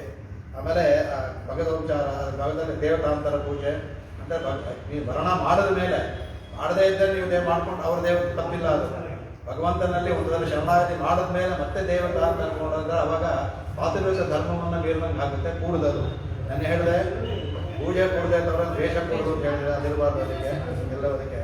ಆಮೇಲೆ ನಾವು ಭಾಗವತ ಏನು ಅರ್ಚನ ಮಾಡ್ತೀವಿ ಅಂತ ಅರ್ಚಾಮೂರ್ತಿಯನ್ನು ಶಿಲೆ ಅಂತ ತಿಳ್ಕೊಳ್ಳೋದು. ನಮಗೆ ಆ ಭಾವನೆ ನೋಡಿದ ತಕ್ಷಣ ಶಿಲೆ ಅದು ಕಲ್ಲು ಅಂತ. ಅದರಲ್ಲಿ ಮಾತಾಡಬೇಕು ಅಂತ ಹೇಳ್ತಲ್ಲ, ಭಗವಂತನಿಗೆ ಪುರುಷ ಪ್ರಶ್ನೆಯನ್ನ ಅನ್ಯಾತ್ ಪುರುಷ ಪ್ರಶ್ನಾತ್ ಅಂತ ಭಗವಂತ ಬೇರೆ ಕೇಳೋದಂತ ಅದನ್ನು ಉತ್ತರದ ನೋಡ್ಕೊಳ್ಳೋ ಕಲ್ತ್ಕೋಬೇಕು. ಅವಾಗ ಆ ಭಾವನೆ ಇಲ್ಲ ಅವ್ರಿಗೆ, ನಮ್ಗೆ ಇನ್ನೂ ಆ ಭಾವನೆ ಬಂದಿಲ್ಲ. ನೋಡಿದ ತಕ್ಷಣ ನಮಗೆ ಇನ್ನು ಶಿಲೆ ಆ ಥರ ಅನ್ಕೊಳ್ತೀವಿ ಅವರ ಅಲ್ಲಿ ಭಗವಂತ ಇದ್ದಾನೆ ಅಂತ ಅರ್ಚನೋ ಅವನ ಅವತಾರವೇ ತಿಳ್ಕೊಳ್ಳೋದಿಲ್ಲ ನಾವು. ನಮಗೆ ಕಲ್ಲಾಗೆ ಕಾಣ್ತಾನೆ, ಕಲ್ಲು ಅಂದ್ಕೊಂಡ್ರೆ ಕಲ್ಲಾಗೆ ಇರ್ತಾನೆ. ನೀವು ಇದ್ದಾನೆ ಅಂದರೆ ಇರ್ತಾನೆ ಇರ್ತಾನೆ. ಅದಕ್ಕೆ ಸ್ವಾಮಿಯ ಎಲ್ಲ ಸ್ತೋತ್ರಗಳಲ್ಲೂ ಅವನ್ನ ಮಾತಾಡುವಾಗ ಅನುಭವಿಸ್ತಾರಲ್ಲ, ನೇರವಾಗಿ ಕಾಣ್ತಾರೆ ಅವನಿಗೆ. ಆ ಥರ ಇರಬೇಕು ನಮಗೆ. ಅದರಿಂದ ಶಿಲೆ ಅಂದ್ಕೊಳ್ಳೋದು ಅದಕ್ಕೆ. ಅವನ ಭಗವಂತನ ಅವತಾರ ರಹಸ್ಯವನ್ನು ತಿಳಿದೇನೆ ಅವನು ಯಾರು, ರಾಮಕೃಷ್ಣ ವಿಲ್ಲ, ಕಾಲ್ಪನಿಕ ಐತಿಹಾಸಿಕ ವ್ಯಕ್ತಿಗಳು ಈ ಥರ ಅಂತ ಹೇಳ್ತೀವಲ್ಲ, ಅವತಾರ ತಿಳ್ಕೊಳ್ಳೋದಿಲ್ಲ, ಎಲ್ಲ ಭಗವತಾಂಶಕ್ಕೆ ಬರುತ್ತೆ. ಅದಕ್ಕೆ ಅದಕ್ಕಿಂತ ಮುಖ್ಯವಾಗಿ ಈ ದೇಹಾತ್ಮಭಾವ ಇರೋದು. ಆಮೇಲೆ ಇದೊಂದು ಎಲ್ಲರೂ ಮಾಡ್ತೀವಿ, ನಾವೆಲ್ಲರೂ ಮಾಡಿದ್ವಿ. ಆತ್ಮಾಪಹಾರ, ಭಗವಂತನ ವಸ್ತುವನ್ನ ನಾವು ತೆಗೆದು ನಮ್ಗೆ ಗೊತ್ತಿಲ್ಲ ಆ ವಸ್ತುವನ್ನು ಕತ್ಕೊಂಡ್ಬಿಟ್ಟಿದ್ವಿ. ಪರಸಮರ್ಪಣೆ ಅಂದರೆ ಆತ್ಮವನ್ನು ಸಮರ್ಪಣೆ ಮಾಡೋದು. ಅದನ್ನು ತಿಳಿದೇ ಮಾಡಿಬಿಟ್ವಿ. ತಿಳ್ಕೊಂಡು ಹೇಗೆ ಕದ್ದವನು ತಗೊಂಡೋಗಿ ತಪ್ಪಾಯಿತು ಅಂತ ತೀರ್ಗಿ ಕೊಟ್ಟ ಅಂದರೆ ಅವನು ಮನ್ನಿಸ್ತಾನೋ ಹಾಗೆ ಭಗವಂತನೇ ಕೊಡಬೇಕು. ಎಲ್ಲ ಭಗವತ ವಿಚಾರದಲ್ಲಿ ಬರುತ್ತೆ. ಇದು ಸಾಧಾರಣವಾಗಿ ನಾವು ಮಾಡುವಂಥದ್ದೆಲ್ಲವೇ. ಈ ಭಾಗವತ ವಿಚಾರಗಳನ್ನು ಆ ಭಾಗವತರನ್ನ ಆಚಾರ್ಯನ ಸಾಮಾನ್ಯವಾಗಿ ಮಾಡೋದು. ಅವ್ರ ಹತ್ರ ಎಲ್ಲ ಮಾಡ್ತಾ ಹೋಗಿರ್ತಾರೆ, ಅವ್ರಿಗೆ ಯಾವುದು ಫಲ ಹೋಗ್ತಾ ನಮಸ್ಕಾರ ಇಲ್ಲ, ಕೈ ಹೋಯ್ತಾ ಇಲ್ಲ, ಈ ಥರದ್ದೆಲ್ಲ ಇದೆಲ್ಲ ವಿಚಾರದಲ್ಲಿ ಬರುತ್ತೆ. ಹೇಳ್ತೀನಿ, ನೀವು ಮಾಡದೇ ಇದ್ರೂ ಪರವಾಗಿಲ್ಲ, ನೀವಂತೆಲ್ಲ ಮಾಡದೇ ಇದ್ರೂ ಪರವಾಗಿಲ್ಲ. ಆ ಥರ ಇದಾಯಿತು ಮನಸ್ಸಲ್ಲಿ ಇದ್ರು ಸಾಕು. ಅದಕ್ಕೆ ಆಚಾರ್ಯ ಅದು ಹೇಳ್ತಾರೆ, ಭಗವತ ಅಪಚಾರ್ಯ ಅಂತಾರೆ ಅದು ಹೇಳ್ತಾರೆ. ಅದು ತುಂಬ ಸಾಮಾನ್ಯ ಕಾಣೋದು. ಈ ಅಸಖ್ಯ ಅಪಚಾರ ಅನ್ನೋದಕ್ಕೆ ಆಚಾರ್ಯ ಅಪಚಾರವನ್ನು ತೋರಿಸ್ತಾರೆ. ಸ್ವಾಮಿ ಹೇಳ್ತಾರೆ, ಭಾಗವತ ಅಸಖ್ಯ ಅಪಚಾರ ರಾಮಾಜಿ ಹೇಳ್ಕೊಂಡಿದ್ದಾರೆ ಪಾಪ ಅವ್ರು ಯಾವ ಮಾಡಿ ನಾವು ಅಸಖ್ಯ ಅಪಚಾರ ಅನ್ನೋದಕ್ಕೆ ವ್ಯಾಖ್ಯಾನದಲ್ಲಿ ಆಚಾರ್ಯರಲ್ಲಿ ಪಡುವ ಅಪಚಾರ ಅಸಖ್ಯ ಅಪಚಾರ ಅಂತ, ಎಲ್ಲಕ್ಕಿಂತ ತುಂಬ ಹೆಚ್ಚು ಅಪಚಾರ ಆಚಾರ್ಯರಲ್ಲಿ ಪಡುವಂತ ಮಾಡುವಂತಹ ಅಪಚಾರ, ಅದು ಅಸಖ್ಯ ಅಪಚಾರ ಬರ್ತದೆ. ಅದರಲ್ಲಿ ಹೇಳ್ತಾರೆ ಇದು ಮಾಡೋದಷ್ಟೇ ಅಲ್ಲ, ಯಾರು ಮಾಡ್ತಾರೋ ಅವ್ರ ಜೊತೆ ಸೇರಬಾರ್ದು, ಅವ್ರ ಜೊತೆ ಮಾತಾಡಬಾರ್ದು. ಅದು ಕೂಡ ಅದಕ್ಕೆ ಹೋದ ಅಂದ್ರೆ ಆ ದೋಷಗಳನ್ನ ಕೇಳುವಾಗ ಕಿವಿ ಮುಚ್ಕೋಬೇಕಂತ, ದೂರ ಹೊಟ್ಟಬೇಕಂತ, ಇರಬಾರ್ದಂತ. ಯಾರು ಮಾಡ್ತಾ ಇದ್ದಾರೆ ಅವ್ರ ಜೊತೆ ಸ್ನೇಹ ಇಟ್ಕೋಬಾರ್ದು. ಇವೆಲ್ಲ ಅಪಚಾರಗಳು ಸಹ ಈ ಅಕೃತ್ಯ ಕರ್ಮಗಳಲ್ಲಿ ಬರುತ್ತೆ, ಕೊಡ್ತಾ ಅದಕ್ಕೆ. ಆಮೇಲೆ ಅತಿ ಕುರುಳೇಶನ್ ಹೋದ ಕೆಟ್ಟ ಮಾತಾಡೋದು, ಬಾಯಿ ಮನಸ್ಸು ನೋಯಿಸೋದು, ವಿದ್ಯೆ ಅಪಚಾರ ಹೇಳ್ತಾರೆ. ಅದಕ್ಕೆ ಒಂದು ಹೇಳ್ತಾರೆ, ನಾವು ಈ ದೀಕುರುಳೇಶನ್ ಹೋದವ್ರು ಎಷ್ಟು ಮಾಡ್ತೀವಿ ನಾವು ಅಂದರೆ, ಅಹೋಬಲು ಭುಜಂಗಶ್ಚ ವಿಜಿತ್ತೋಯಂ ಪದಕ್ರಮ ಏಕಶ್ಚ ಕರ್ಮ ತಜತಿ ಅನ್ಯ ಪ್ರಾಣೇ ವಿಯುಜ್ಯತೆ. ಹಾವುಗೂ ಈ ದೀಕುರುಳ ಹೇಳ್ತಾರಲ್ಲ, ಇದು ಅವ್ರಿಗೂ ವ್ಯತ್ಯಾಸ ಒಂದೇ ವ್ಯತ್ಯಾಸ ಅಂತೆ. ಅದು ಭುಜಂಗ ಯಾರನ್ನ ಕಚ್ಚುತ್ತೋ ಅವ್ರು ಮಾತ್ರ ಸಾಯ್ತಾರಂತೆ. ಈ ಕಿವಿ ಕಚ್ತಾರಲ್ಲ, ಕಿವಿನಲ್ಲಿ ಅವ್ರನ್ನೂ ಸಾಯಿಸಂತೆ, ಬೇರೆಯವ್ರನ್ನೂ ಸಾಯಿಸಂತೆ. ಅವ್ರು ಹೇಳ್ತಾರಲ್ಲ, ಏಕಸ್ಯ ಕರ್ಣದಶ. ಒಬ್ಬರ ಕಿವಿಗೆ ನಾವು ಯಾರಾದ್ರೂ ಸ್ವಲ್ಪ ಟೆಲಿಫೋನಲ್ಲಿ ಆಕ್ಟಿವ್ ಆಗ್ಬಿಡುತ್ತೆ, ಅಲ್ಲಿದ್ದಂತೆ ಕಣೆ, ಅದಂತೆ ಕಣೆ, ಅದಂತೆ ಅಲ್ಲಿಂದ ಹೋಗಿ ಅವರಿಗೆ ಎಲ್ಲ ಬಂದು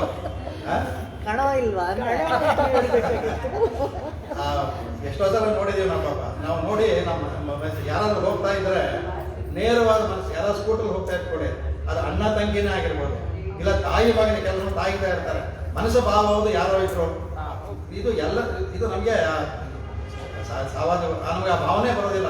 ಅಣ್ಣ ತಂಗಿನೇ ಆಗಿರ್ಬೋದಲ್ಲ, ಅಣ್ಣ ಮಗನೇ ಆಗಿರ್ಬೋದು, ಆ ಭಾವನೆ ಬರೋದಿಲ್ಲ. ಅದು ಆಮೇಲೆ ಕಿವಿಯನ್ನು ಏನಾದ್ರು ಆಯ್ತು ಅಂತ ಹೇಳೋದು, ಯಾರೋ ಬಂದಿದ್ರು ಮನೆಗೆ, ಯಾತಕ್ಕೆ ಬಂದಿದ್ರು ಸರಿ.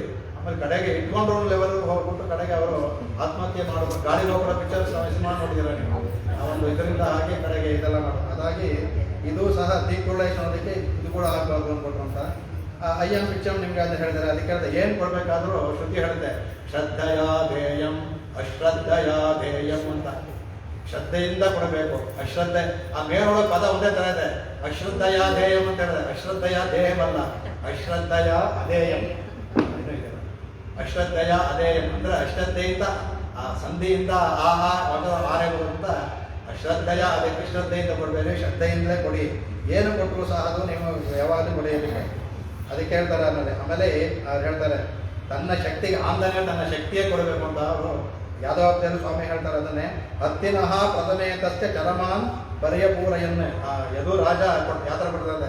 ಹತ್ತಿನಃ ಪ್ರಥಮೆ, ಮೊದಲು ಅವನಿಗೆ ಹೇಗೆ ಕೊಟ್ಟನೋ, ಭಕ್ತಿನಃ ಪ್ರಥಮ, ಭಕ್ತಿ ಬಂದಾಗ ಕ್ಯೂನಲ್ಲಿದ್ದರೆ ಮೊದಲು ಹೇಗೆ ಕೊಟ್ಟನೋ, ಚರಮಾನ ಕಡೆಯವರೆಗೂ ಸಹ ಪರ್ಯಪೂರಯನ್ನೇ, ಯಾರೂ ಕಡಿಮೆ ಇಲ್ಲಂತೆ. ಏನು ಕೊಟ್ಟನೋ ಅದ. ಈಗ ನಮ್ಮಲ್ಲಿ ವಾಪಸ್ವಾಗಿ ಹೇಳ್ತಾರೆ, ಮೊದಲು ಒಬ್ಬರಿಗೆ ಬರುತ್ತೆ, ಬರ್ತಾ ಬರ್ತಾ ಕಡೆಗೆ ಡ್ರಾಪ್ ಆಗುತ್ತೆ, ಆ ಥರ ಅಲ್ಲ. ಎಲ್ಲರಿಗೂ ಸಹ ಕಡೆಯವರೆಗೂ ಅದೇ ಥರ ಕೊಡ್ತಾ ಇದ್ದಂತ. ಹಾಗೆ ತನ್ನ ಶಕ್ತಿಯ ಗತೆ ಕೊಡಬೇಕು ಅಂದ್ಬಿಟ್ಟು ಅಂತ.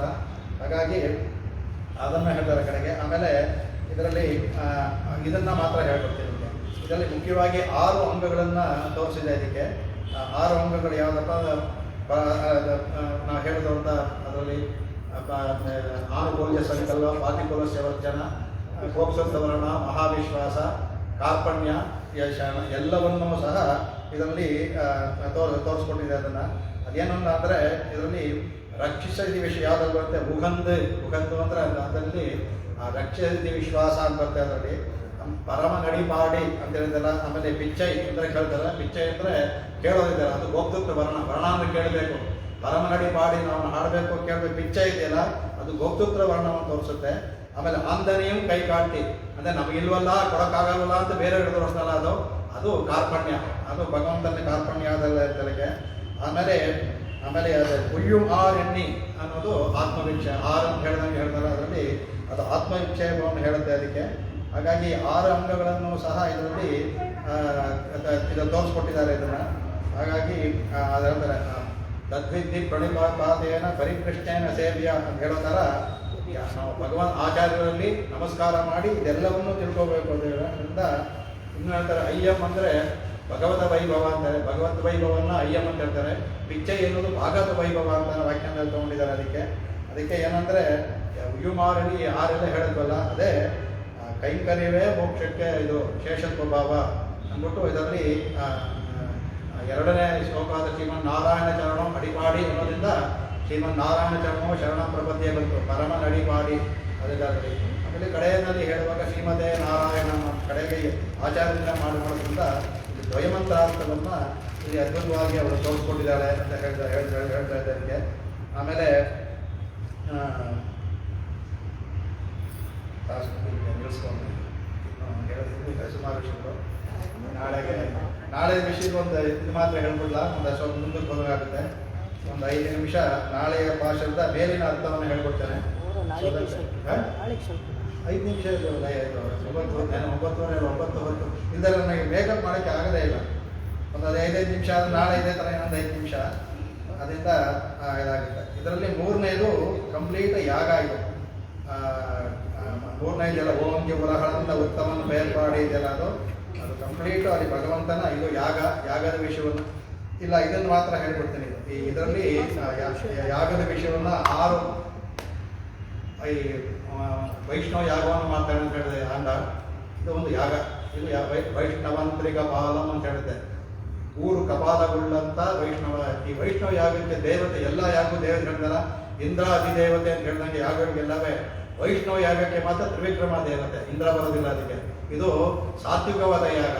ಅದರಿಂದಲೇ ಈ ಯಾಗವನ್ನು ಮಾಡಿದ್ದವಳು ಅವಳು ತಂದೆಯಿಂದ ಕೇಳಿದಂಥ ಇದು ಸಹ ಇದೆಲ್ಲ ಮಾಡುವಂತಹ ಯಾಗವೇ. ಸೋಮಯಾಗದ ಥರ ಇದು ಯಾಗವೇ. ಅದೇ ವೈಷ್ಣವ ಯಾಗ ತ್ರಿವಿಕ್ರಮ ದೇವತೆ. ತ್ರಿಕಪಾಲಂ ಅನ್ನೋದು 3 ಹತ್ತರಲ್ಲೂ ತ್ರಿವಿಕ್ರಮನ ಹಾಡಿದಾಳೆ.